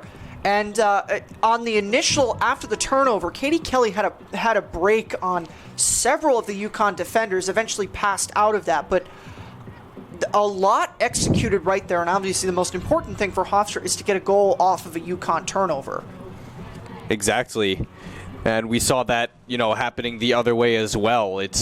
a lot of this has been the two teams playing the similar technical style that they've been playing against each other. You know, you see these two teams for the first time, let's say, this season. You would not think their records are the way they are, and you know, Hofstra being 3-7 does not tell the entire story. A lot of their games have been decided by few goals, 1 goal, maybe 2 goals, and of course they beat Vanderbilt, who were nationally ranked at the beginning of the season. Of course, we always talk a lot about that, and Hofstra and UConn both facing nationally ranked opponents this season, 3 of them, although UConn in less time. And so, of course, UConn losing a big depth scorer themselves from last season. But overall, just going back to what you were saying, this is a very tight game, and both teams have very much been mirroring each other.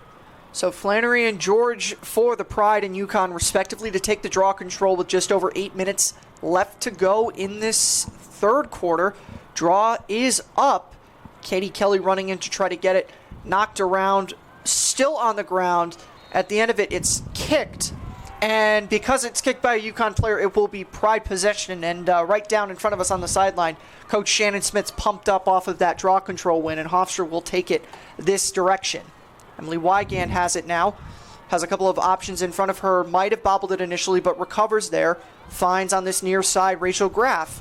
And Rachel Graff has Manila on the other side of the goal. Does find her, and things are getting started on this other end. Kate Fiola now with it. On that far side has Megan Flannery.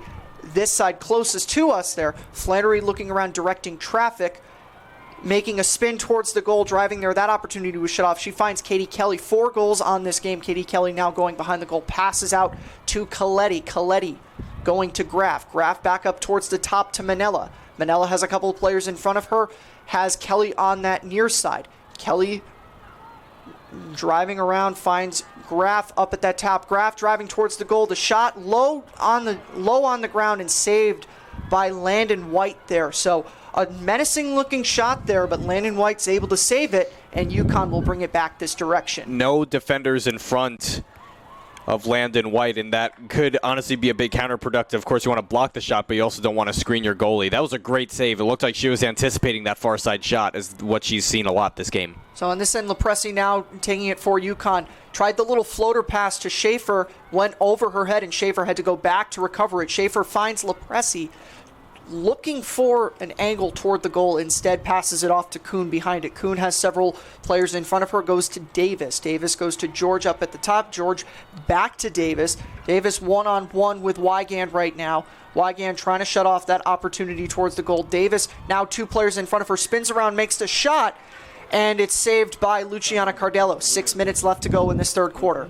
That was a great play by Davis. She kept her stick up above everyone else's to make sure it doesn't get knocked out of her possession. But she's been doing a lot of that this game, where she's been able to very briskly, very explosively maneuver around the Hofstra defense. So Jackie Gaddy gets it to Megan Flannery, who will get things started on this end for Hofstra. Gaddy finds Fiola, and the shot deflected off the stick of Landon White and eventually rolled back and was saved there by Landon White. So 5.5 minutes left to go in this third quarter. Hofstra still trails by 1, 12-11 UConn. They bring it this side. And if you see a chance like that in the first quarter, that's something Hofstra potentially would have scored on, where I said neither goalie had a good first quarter, and Hofstra played very opportunistic. The goals are a little bit tougher to come by this time around. So it will be Leah Lepresi again to get things started on this end for UConn. She finds Kuhn behind the goal. Kuhn with Trinity Reed in coverage one-on-one with her. She goes back up towards the top to find Schaefer. Schaefer goes to LaFountain. A couple of goals this game for her. Davis now has it on this side. Davis finds Lepresi. Lepresi one-on-one in coverage in front of the goal. Spinning around. Ran out of room there. Looked like she might have tried to use the spin move there to get a shot on goal. Ran out of room, though. Schaefer now with the ground shot, and it goes wide of the goal there. That's why Schaefer scores a lot of goals. That was menacing, and Cardello can thank her lucky stars that one bounced wide, because it almost looked like that was going to change direction and fool her very much. So Carrie Walzer now has it on this end, and I hesitated slightly because I thought that might have been deflected by Cardello, but it was straight out on the shot, and the Pride have possession. Now on this end, Rachel Graff has it, goes to Kate Fiola. Fiola has a goal this game, looking for options right now, has a couple, and she finds Taylor Manella. Taylor Manella now with her options, directing traffic now, driving towards the goal. That angle shut off, so she goes to Katie Kelly on this near side. Katie Kelly has Carrie Walzer in front of her, but instead elected to drive towards the goal, had to step back and finds Rachel Graff instead at the top. Now Graff looking to try her opportunity here, but that opportunity is again shut off. UConn playing good defense right now. Graff has to go to Carrie Walzer now. And with 30 seconds on the shot clock, Carrie Walzer now with an angle toward the goal, but the ball gets knocked away and it's picked up by Klein, and UConn forces a Carrie Walzer turnover, and they will go this side. Big kudos to Julia Oshimik, who was able to pretty much mirror every single one of Rachel Graff's moves. She knows how dangerous Rachel Graff has been in this game, and Rachel Graff unable to find any passing options on top of that, and Oshimik just it's not always very easy to mirror your opponent, as we've seen plenty of times opponents burning past the defenders, but Oshimik, just kudos to her, as she is a huge reason why Hofstra has not scored on that possession. So Carrie Walzer remedied her earlier turnover to pick up a UConn turnover. Now with 2 minutes 45 seconds in this third quarter, Hofstra on this end has an opportunity to even this game up right before the end of this third quarter. Fiola finds Flannery. Flannery with one defender in front of her. Now backs off, finds Manella, also one defender in front of Manella. Manella driving towards the goal. There has an opportunity, takes the shot. No one was there in front of her. Looked like it might have been more of a pass than anything else. Landon White was trying to corral it. She stepped out, though. Hofstra retains possession there, and they get a new 90 on this shot clock as a result of that. Katie Kelly brings it back in. Rachel Graff, Taylor Manella going around the horn. Fiola back up at the top. Fiola goes back to Manella, and it will be Manella now who will go around just outside of that arc, looking to get something going down here. Finds Katie Kelly, who faked the shot there, the pump fake, now spinning around, and a whistle there in front of the goal. It looks like it'll be a free possession shot from that third out from us here on the press box side. Hash mark for Jackie Gaddy. We haven't said her name that much this game. She doesn't have a goal yet, but this is an opportunity for her with this free position shot. And we'll see. Hofstra has taken a variety of opportunities on these free possession shots. They've taken the shot, they've driven towards the goal, and then they've taken the shot right from the hash mark, driven towards, passed out, or looked to get something going there. So we'll see what Jackie Gaddy does off of this. I say she's going to pass. Whistle blows, Gaddy shoots, and it's saved by White. 50-50, I guess.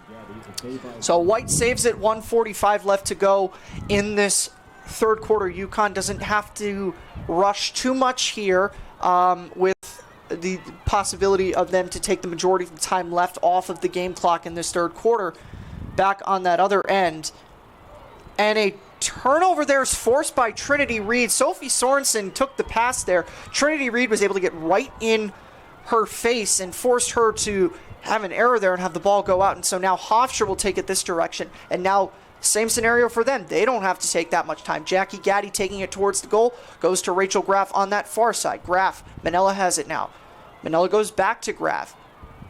Graff finds Fiola. Fiola getting things set for Hofstra. Looking around, finding Graff. Graff goes to Manella. Manella back up to the top to Graff. Graff now looking for the opportunity there. Finds Flannery. Flannery with one defender in coverage on her. Going around. And a timeout called by Hofstra there for Shannon Smith. Her Hofstra's second use timeout of the game. And I think it makes sense to use a timeout there, John.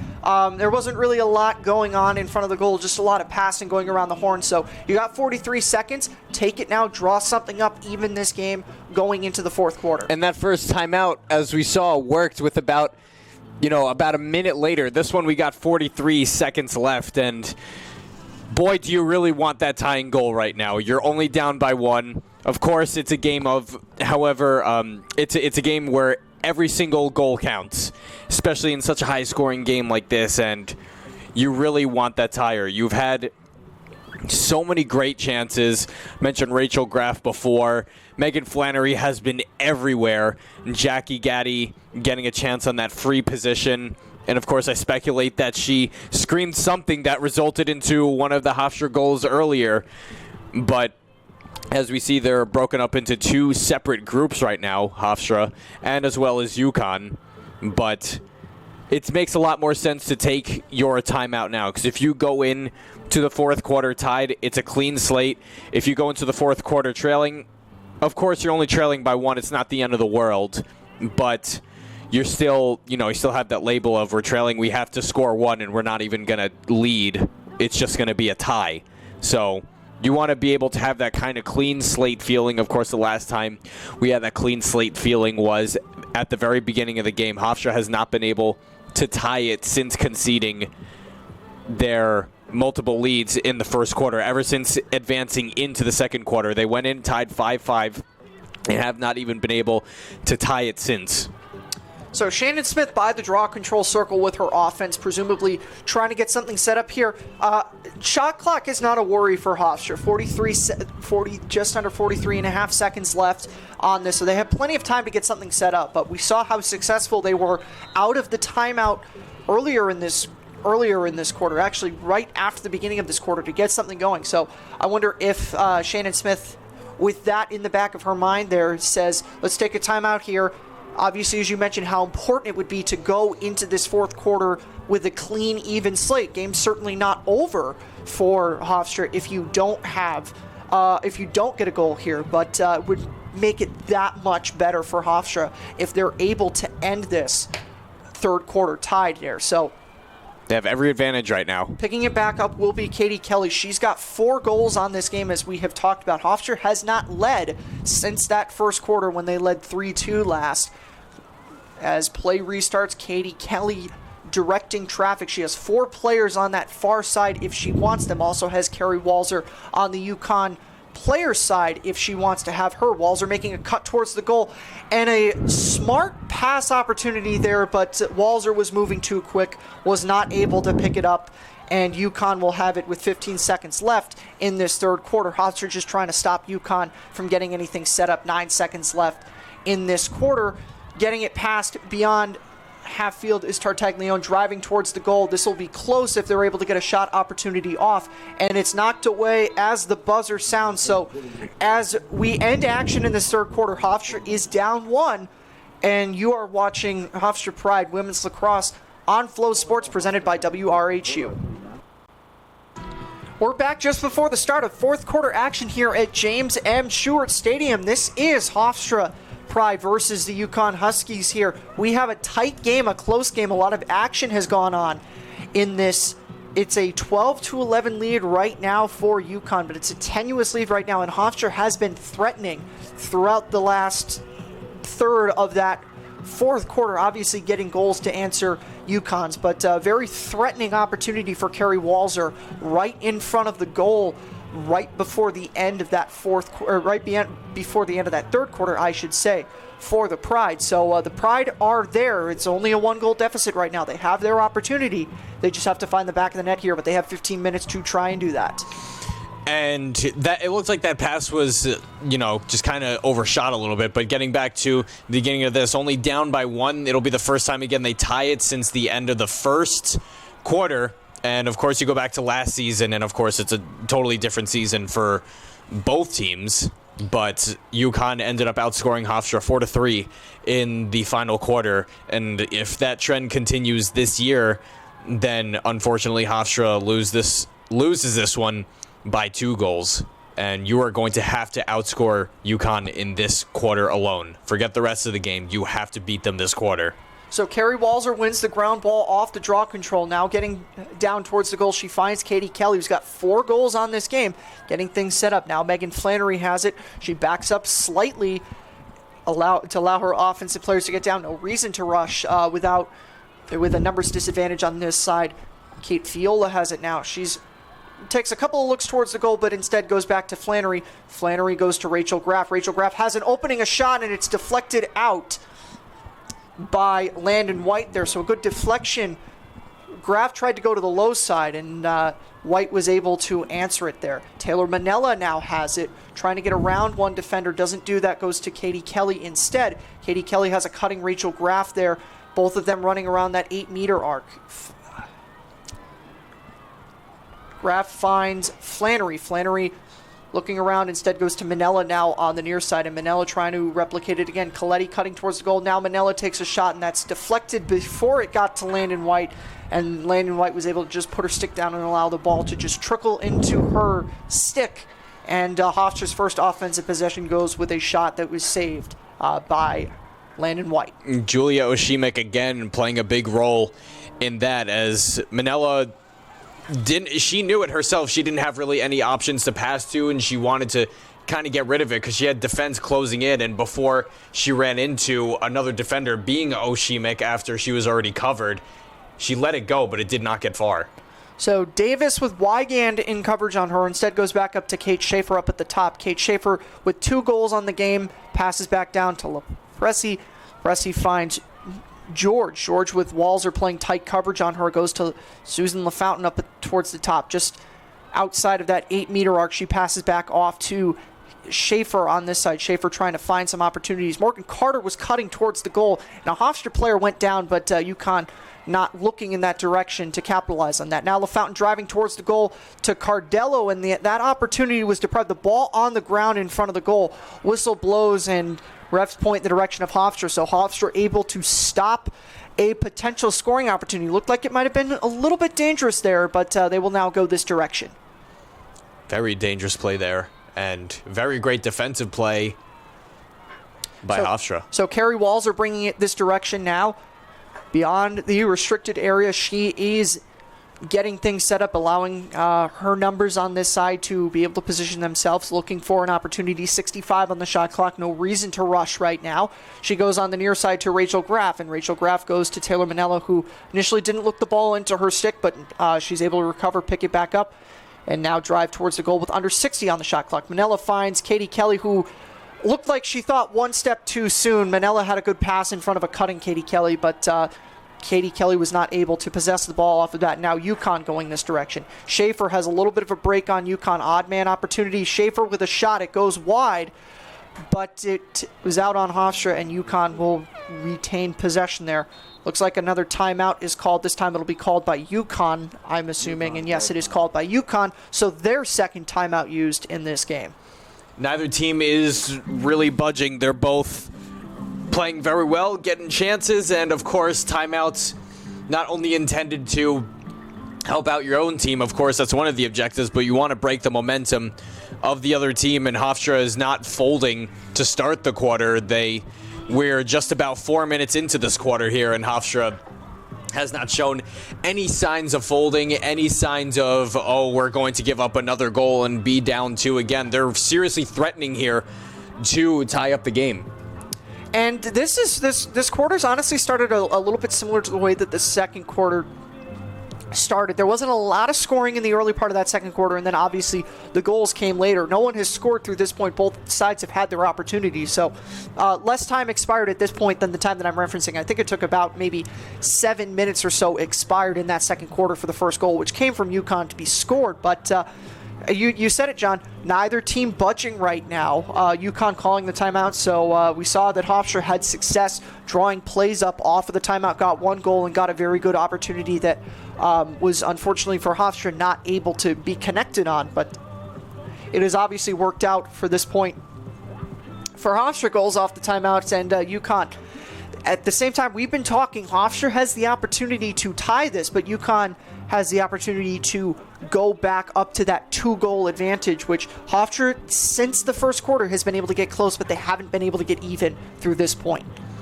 Yeah, no, and a lot of this coming from free possession shots as well, and one free possession shot goal can result in a tying goal, but at the same time, hopefully they're drawing up something there that can really be executed, because of course we've seen these timeouts work. At least in this game, it only takes 1 to tie it, but of course, unfortunately, Hofstra will have that tendency to almost still let the game slip even if they tie it, and so they're going to have to not just sit on their lead or sit on a tie and maybe, drag it down to the final minutes, because then time becomes the enemy for both teams, because it essentially becomes to, when the time is closing down, the next goal wins. So if you're going to tie it, you're going to have to lead, and you're going to have to build on that lead. So neither of these teams' work is finished just yet. So whistle blows. Lepresi gets it started for UConn at the start, and UConn going a little bit around the horn right now. Back to Lepresi, back behind the goal, making a cut towards it. Cut initially stopped there, and Davis now has it for the Huskies. Davis with Schaefer on the near side. She finds Schaefer, and Schaefer now slowly walking towards the goal. Now initially tried to drive, had a couple of Pride players take the opportunity away. She tried to find Maddie George. It looked like it was cutting towards the goal.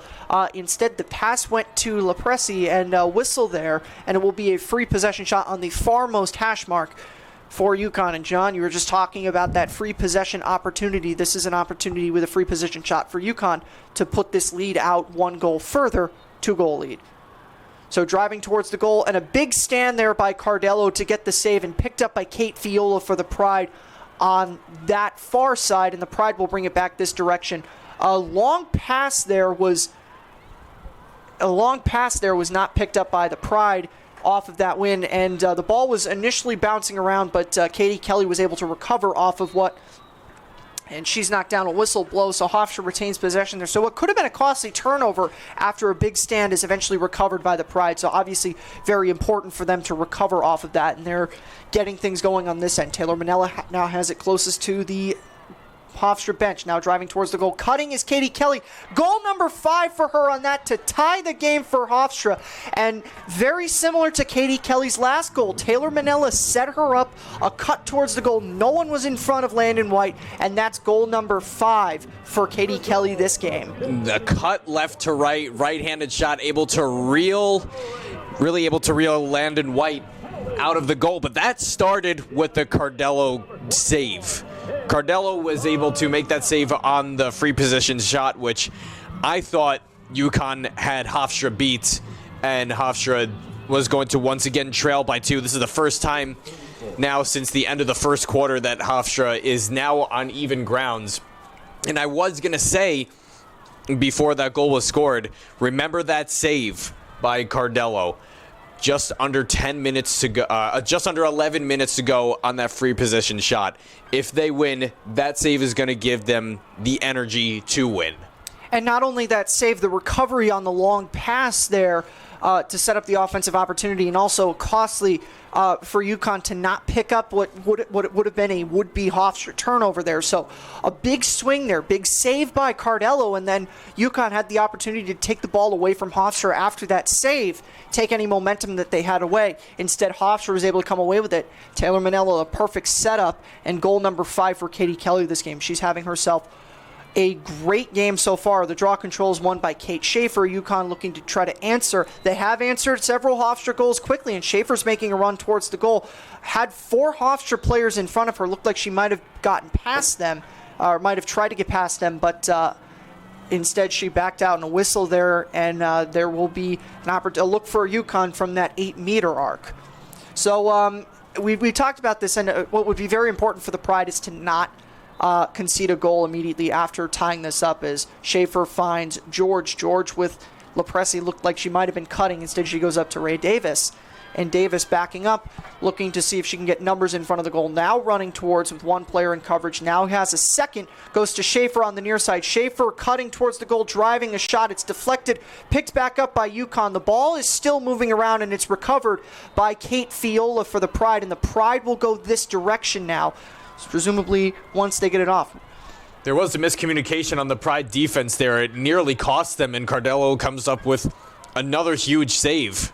Wygand driving towards the goal, looking to get it off to one of the offensive players, finds Rachel Graff. Graff looks the ball into the stick there, passes it off to Manella. Manella will get things going. Now goes back up towards Graff. Graff has it. Carrie Walzer on the far side if she needs her. Back to Manella on the near side, though, instead. Manella back to Graff. Graff looking around, trying to find players an opportunity. Manella now looking forward. No cut there initially. Now a cut by Katie Kelly, but Manella was not able to get an open shot towards her. And Megan Flannery tried to pass it on the far side to Kate Fiola. And a whistle there, yellow card. We'll see who the yellow card is on. It looks like it'll be on number 17 for UConn, Oshimik.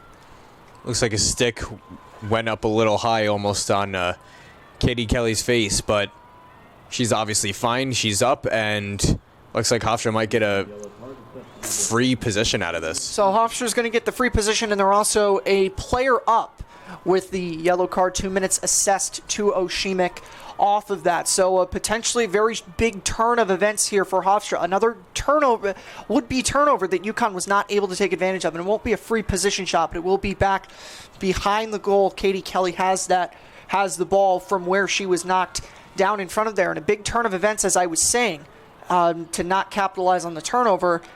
And now Hofstra will get things going. Coletti up at the top, goes to Walzer on the far side. Hofstra to get things going on this offensive possession. Walzer finds Graf, who finds Manella on the near side. Manella going around, finds Putke. Putke goes back to Graf.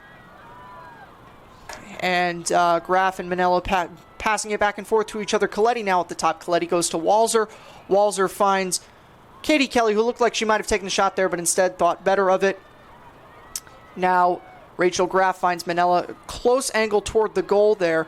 Pass it back to Manella. Manella goes to Carrie Walzer up top, sort of wide open, and a whistle there, and it will be a free position shot for Carrie Walzer from, it looks like, that far side most hash mark for the Pride there.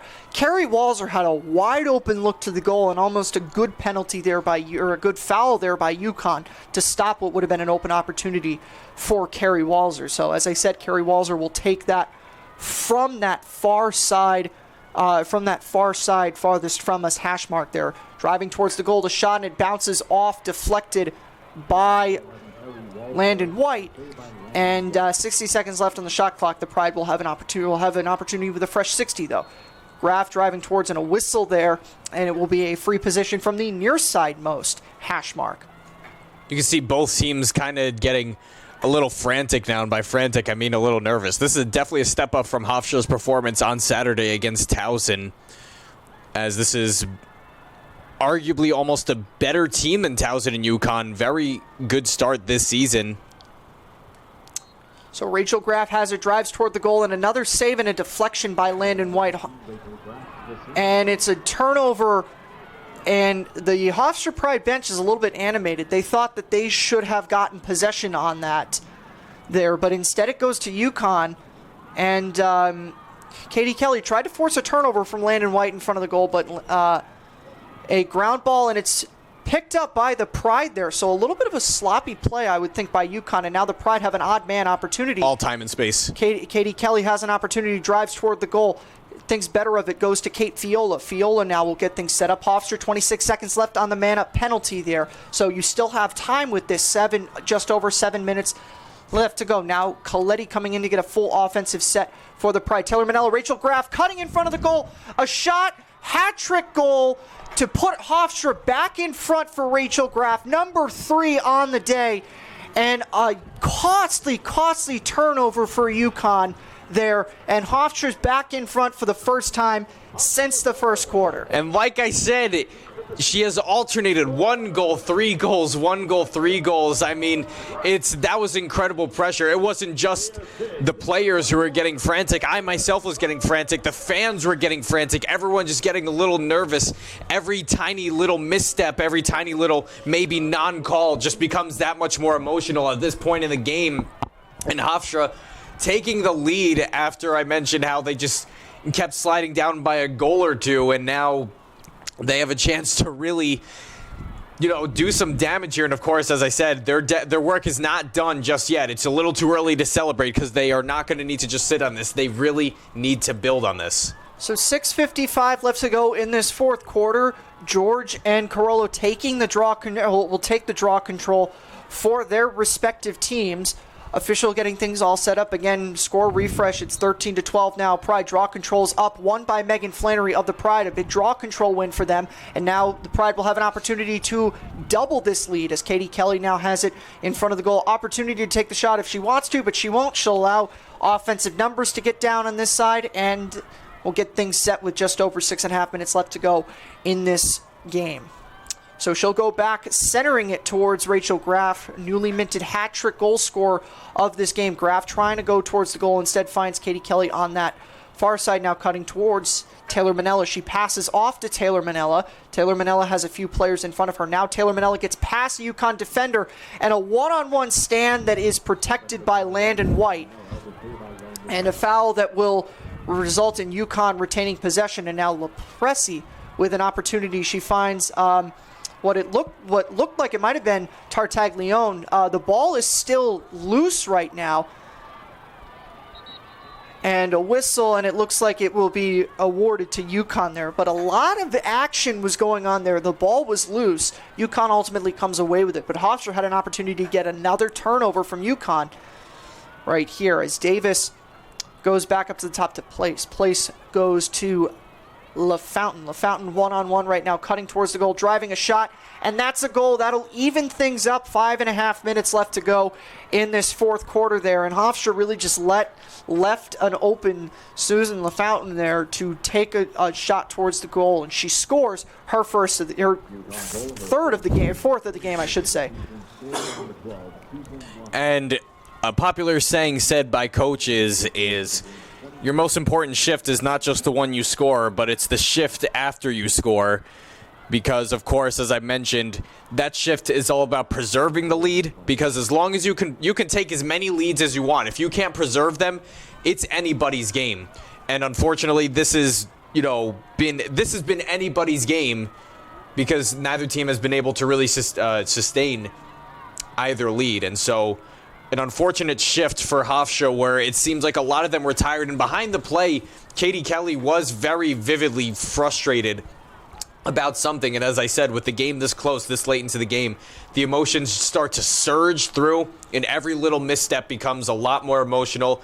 And, louder calls for penalty unfold during these periods of the game. And also for the Pride, it's been a long time since the Wagner win, and this game is within reach of them, so you can obviously tell by that how important this game would be, as the face-off is won, looked like by Carolla, who was knocked down, but the possession's awarded to the Pride here, and with 5:20 to go, it will be Hofstra who will take this on this end. A ground pass to Jackie Gaddy, and Jackie Gaddy will pass to Trinity Reed on this near side, and Trinity Reed will find Kate Fiola, who will take it forward for the Pride and get things set on offense for them. Has Megan Flannery on that far side. Should she want her, she does. Flannery finds Katie Kelly, and Flannery right now assessing her options, driving towards the goal, instead steps back and finds Rachel Graff. Rachel Graff goes to Taylor Manella. Taylor Manella looking for an option towards the goal, doesn't have it, has to back up beyond the 8-meter arc. Rachel Graff around trying to give Manella an option, and Manella has to pass out with two UConn defenders in tight on her right now. Whistle there, and it will go the other way. And Shannon Smith is not very happy on that penalty call there, or that foul call there on UConn, and it will turn it over for the Pride. Or the Pride will turn it over and UConn will take it back. This direction, officials still sorting things out, but with 4:30 to go, UConn will have another chance on offense to possess the ball. Seems like Katie Kelly getting involved in a lot of this late game drama. She has just been utterly frustrated, and you got to wonder, and if you're Katie Kelly, you got to be careful and kind of tame your frustration, because of course letting your emotions get in the way is not always a good thing. And a fast turnover there. Katie Kelly has it off the quick turnover. Odd man opportunity. Officials blow the whistle there, and Katie Kelly tried to take advantage of something quickly, but she had to get set on that. And the good thing for Hofstra is off of that foul that resulted in their turnover, they're able to take it back out after that. So Taylor Manella has it right now. And Taylor Manella will go to Carrie Walzer up at the top part near the 8-meter arc. And Carrie Walzer driving towards the goal. A shot deflected by Landon White goes out. But Hofstra will retain possession. 60 seconds left on the shot clock. 3:39 on the game clock. Katie Kelly has it now. 3 and a half minutes left to go in this game. This game has been a fast, action-packed game as Taylor Manella driving towards the goal, trying to find an opportunity, fighting for it. Instead, drops it off to Megan Flannery, who looks she might try to hook it. Has Rachel Graff on the near side if she needs her. Instead, goes to Katie Kelly on that far side, back behind the goal. Now coming back up towards the top is Katie Kelly on that far side. Goes back to Carrie Walzer, who initially dropped it but picks it back up relatively quickly. 3 minutes left. 25 on the shot clock. Walzer making a couple cuts towards the goal, finds, and she was trying to find Katie Kelly, but it's turned over there, and now UConn has an odd man opportunity here with LaPresi. Opportunity towards the goal, one player in defense there in front of the goal, and a big save there by Cardello. LaFountain and the Huskies had Hofstra beat, and it was all up to Cardello there to stop the opportunity, and Cardello was there when the Pride needed her. LaPressa and LaFountain hook up there, and that is the biggest save of the game for sure. And turnover. And a quick turnover there again. Hofstra tried to get a little bit lax on the pass there. George was able to intercept it, and now George bringing it back this direction. 2:25 left in this fourth quarter here. Davis on the far side for UConn. Now UConn trying to take advantage of what Hofstra was able to take advantage from them earlier, and that was a costly turnover. And now on this near side is Place, finding LaFountain. Fountain goes to Davis, and the ball is rolling away, still on the ground. Picked up, though, by Wygand. Wygand knocked over, but it will be Hofstra possession. Under 2 minutes left to go in this game. Wygand moving forward for the Pride, trying to get an opportunity on there. Shannon Smith on the coaching side, waving her arm for her players to get down on that end, and Hofstra has an opportunity now. 70 seconds on the shot clock, 1:38 on the game clock. So Rachel Graff takes it now for the Pride, looking around, surveying her options. 90 seconds left in this game. Pride do have one timeout left. We'll see if Shannon Smith wants to use it on this offensive possession, and if so, when she wants to use it. Taylor Manella has it now. Looking around, surveying her options, has Flannery, passes it off to Flannery behind the goal. 45 seconds left on the shot clock. Flannery driving towards the goal, spinning back around, goes, and a cutoff opportunity there, and Taylor Manella goes down at the end of it. Now UConn will bring it back this direction. 1 minute left to go. The Huskies also have a timeout. We will see if they will use it. Right now they have a rush opportunity, so probably not. Passing it off to LaPresi. LaPresi goes to Schaefer. Schaefer-Kuhn in front of the goal, and it is passed off and actually picked up by Cardello. Another big save by Cardello, and the Pride will bring it back this direction. 40 seconds left to go in this game. Hofstra's got to hurry. They have that timeout. We'll see if they get beyond the half-field line, if they will use that. Wygand bringing it forward for them. Wygand knocked out by UConn, and a timeout called there. And as I speculated, a timeout would be called at some point. And actually, it doesn't look like it's going to be a timeout. It looks like it's going to be a penalty there with 26 seconds left to go in this game. Shot clock turned off. Does not matter at this point for the Pride. 25 seconds left to go. Hofstra trying to get something set here with what's left in this fourth quarter. Jackie Gaddy in possession of it. Finds Megan Flannery. A wide open net towards her. Flannery driving towards. Has Kelly on the far side. Kelly is not able to corral it. The ball will roll back towards that far side corner, and UConn will pick up possession, but that will be the end of regulation, as Grace Kuhn had the brakes on that, but was not able to get a shot off in time. And we will go to overtime here at James M. Stewart Stadium. This is Hofstra Women's Lacrosse, presented by WRHU on Flow Sports. And we're back from James M. Stewart Stadium to begin overtime here between the Hofstra Pride and the UConn Huskies. John, what kind of a game has it been so far through four quarters of regulation? We certainly couldn't settle it in regulation. It's technical, it's high scoring, and it's anxietal almost, if that's even a word. But it's been very emotional towards the end here, at least, with, of course, at the beginning of the game, some of these infractions that may seem minor are now very much game deciding. And I stressed it throughout the entire game. I said, every goal counts. You never know what'll happen, what difference one goal will make. And, just think of it. If Hofstra doesn't score that goal to bring them within 10-8 right before the first half had ended, who knows for an overtime? Who knows if Hofstra loses outright? or whatnot. So, it's very important that you treat every shift as if it's going to be the game-winning shift. And now every shift is the game-winning shift. The next goal wins the game. So the positive thing for the Pride is they held UConn to only 3 goals over the course of the second half, and they outscored them 3-2 in the third quarter and 2-1 in the fourth quarter.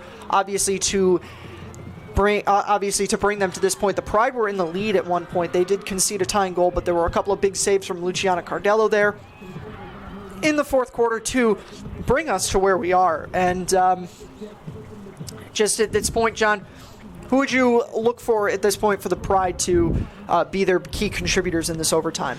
Well, of course, Katie Kelly, Taylor Manella, Rachel Graff, Kerry Walzer, of course. Even though we haven't seen her put up, 3-4 goals, this has been the Katie Kelly show this game, and Taylor Manella has been very instrumental as well. And Megan Flannery, how do I forget? Megan Flannery is another one who, I wouldn't even say slightly overlooked at this point. I mean, you watch these games, you see that Megan Flannery, and not even just like all the games, you watch this game alone, Flannery is very smart. And again, she is only a sophomore, and she has been absolutely incredible. So as we get set for this overtime beginning draw control, it will be for UConn. George and Carollo for the Pride, the overtime, the draw control takers for the large portion of this entire. It has been exclusively George for UConn, but it hasn't been exclusively Carollo for the Pride. But for the vast majority of this game, it has been. The first draw control is up, and it is still on the ground. Kerry Walzer trying to pick it up, and she does. And she will win this first overtime draw control for the Pride here. Hofstra trying to work things fast here. Walzer goes to Wygand, and Wygand will be getting things. We'll get it past half field for Hofstra, and we'll get an opportunity and get things set for Hofstra. Right now, UConn playing very aggressively. The ball was deflected there on the pass. Rachel Graff was able to pick it up, and a foul there on UConn. Looks like they might have brushed Rachel Graff with the sticks there. And we are underway in this overtime period.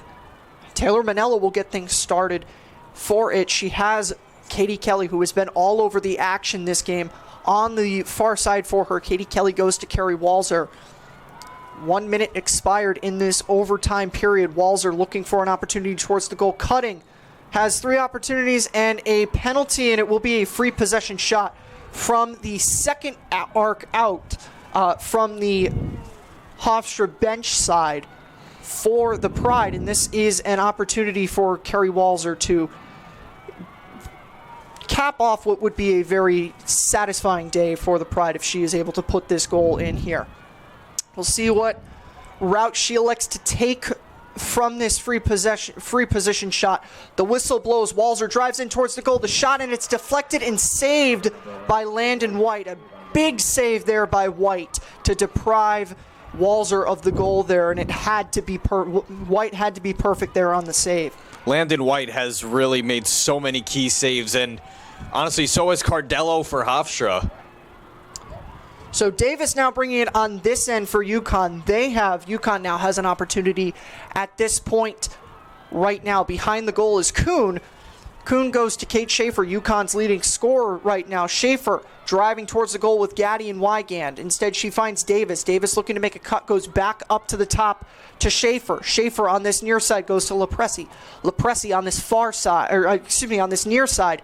Cutting, looking for an opportunity towards the goal, spinning around, and it'll be a yellow card there, it looks like, for the Pride, as there was a opportunity right in front of the goal that Kayla Robertson had to, and it's not going to be a card, it'll just be a free position shot, but honestly, you kind of have to concede that free position shot there so that UConn doesn't have a one-on-one opportunity in front of Luciana Cardello, and place your trust in Cardello right now at this point. Lepresi driving towards the goal, takes a shot, it's deflected away by Cardello. Ball is on the ground in front of the goal. UConn retains possession. Grace Kuhn has it now.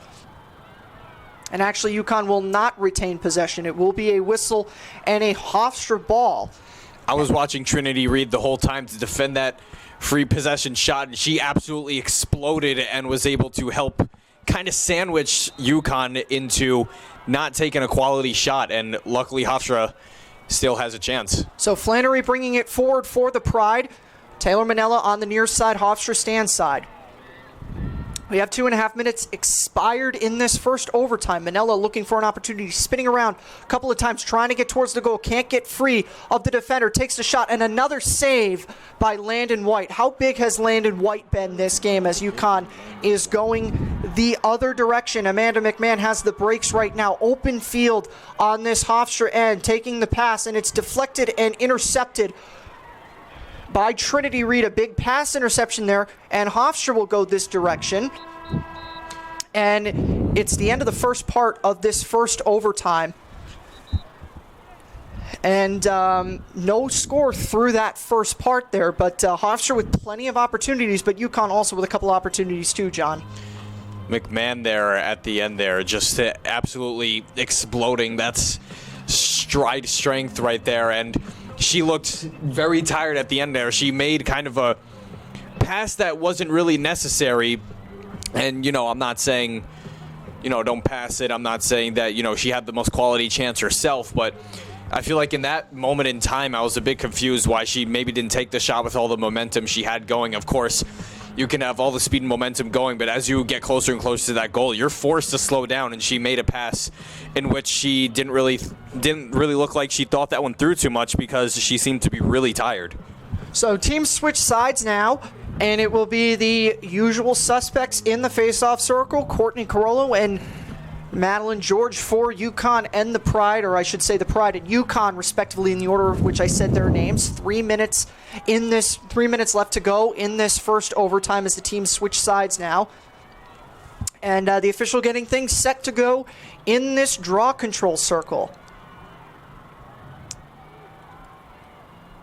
Things all set up, arms up, whistle blows, the ball is hit up, and it'll be won by Klein for UConn, and UConn will have an offensive possession on this end. Kuhn has it on the far side, and a timeout will be called, presumably by UConn there. They still have one left. Timeouts did carry over from the end of regulation. UConn has one timeout. Now they elect to use that here with an opportunity to get a goal very quickly into this second part of the first overtime. Of course, UConn head coach Katie Woods is seeing what's happening right now in the field and seeing that Landon White has been holding her team in the game, and Landon White is the entire reason why Hofstra has not won yet. I mean, you look at the quality chances Hofstra has had, and so Katie Woods sees what's going on. She wants to slow down and snap that momentum, and it looks like that'll be the final timeout available for Katie Woods, and Katie Woods being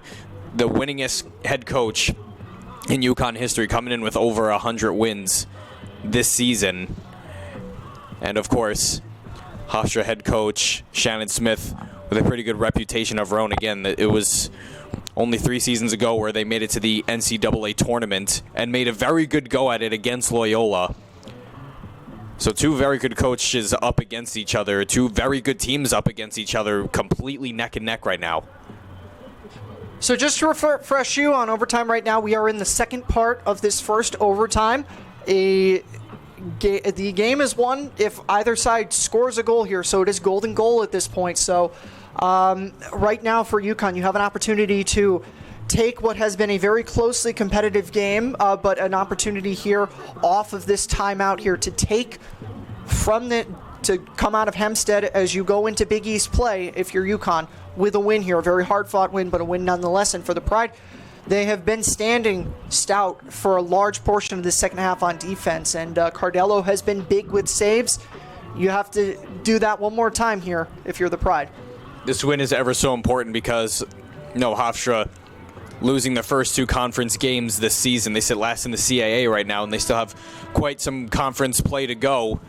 And, of course, you remember the Stony Brook Seawolves entering the CAA this season, and Hofstra has not faced them yet. That'll be for the season finale. But you want to make the most of these non-conference games if you want a chance at the CAA tournament. after dropping your first two, and Hofstra is fighting valiantly. This could be a complete momentum shifter for the season. So Schaefer will get things started back up. She finds LaFountain for UConn. LaFountain goes up towards the top to Kuhn. Kuhn goes back to LaFountain. LaFountain driving towards the goal. Has a couple of Hofstra defenders in front of her. Kuhn in front of the goal, and she scores, and that'll win the game for UConn right now. Cardello can't believe it. Nobody on the Hofstra side can believe any of this. That is certainly not how you want it to go out at all. And like we said, UConn using that opportunity to get a timeout. They got the goal from Kuhn. Kuhn had a wide open look in front of the goal. So a very hard-fought game for Hofstra, but unfortunately they do drop this one. 14-13 in overtime against UConn. And like we talked about, Grace Kuhn had that look in front of the goal. She put it in, and it was a goal there. Good goal, and UConn will leave Hempstead with a hard-fought but a 14-13 victory. It only took that one defensive lapse there that costed Hofstra the game. You know, you look at very close games, you look at very close battles. If I may make some sort of combat sports analogy, you know, if you go into a wrestling sudden victory, you go into, you know, if you're boxing and you're up against a very even opponent, it only takes that one little slip up. Of course, Hofstra has to, you know, pat themselves on the back a bit for a respectable game overall, but of course you come that close and unfortunately come up short. The last time Hofstra played an overtime game was April 16th of last season against Towson. They dropped that one as well. So, you know, Hofstra just getting closer and closer to getting in that win column. They're playing a very respectable brand of lacrosse.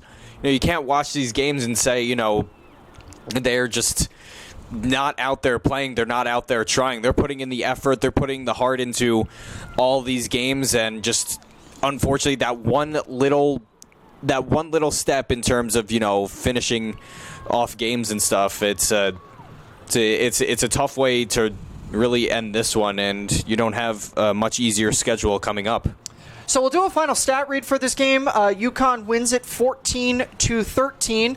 Goals for the Huskies in this game, Grace Kuhn, and also to further add to that game-winning goal for her, it was the hat-trick goal for Grace Kuhn, so she is the second UConn player to have the hat-trick. So 3 for her. Susan LaFountain had 4 in the victory. Leah Lepresi and Kate Schaefer each had 2. And also scoring goals for UConn. Davis had 1.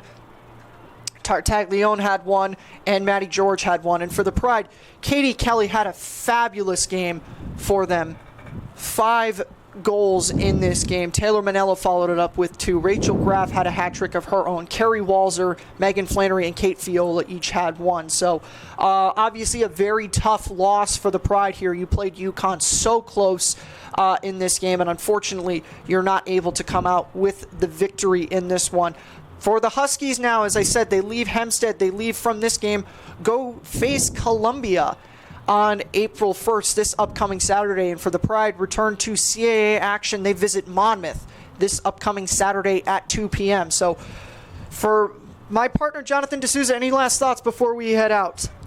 Well, the schedule's not going to get any easier. And, of course, if you play a game like you did today, you're going to find yourself in a lot of close games, but of course you just have to have that finishing touch. And honestly, Hofstra really could have had that finishing touch. This easily could have been a Hofstra win, but Landon White just, she stood on her head. Graduate goaltender for the UConn Huskies absolutely stood on her head. There's a reason why UConn has had a great, you know, recent history themselves, making it to NCAA tournaments multiple times in recent history within the past 3 to 4 seasons and whatnot. But, you know, however you played today, if you're Hofstra, you know, just more depth scoring. Katie Kelly played an amazing game.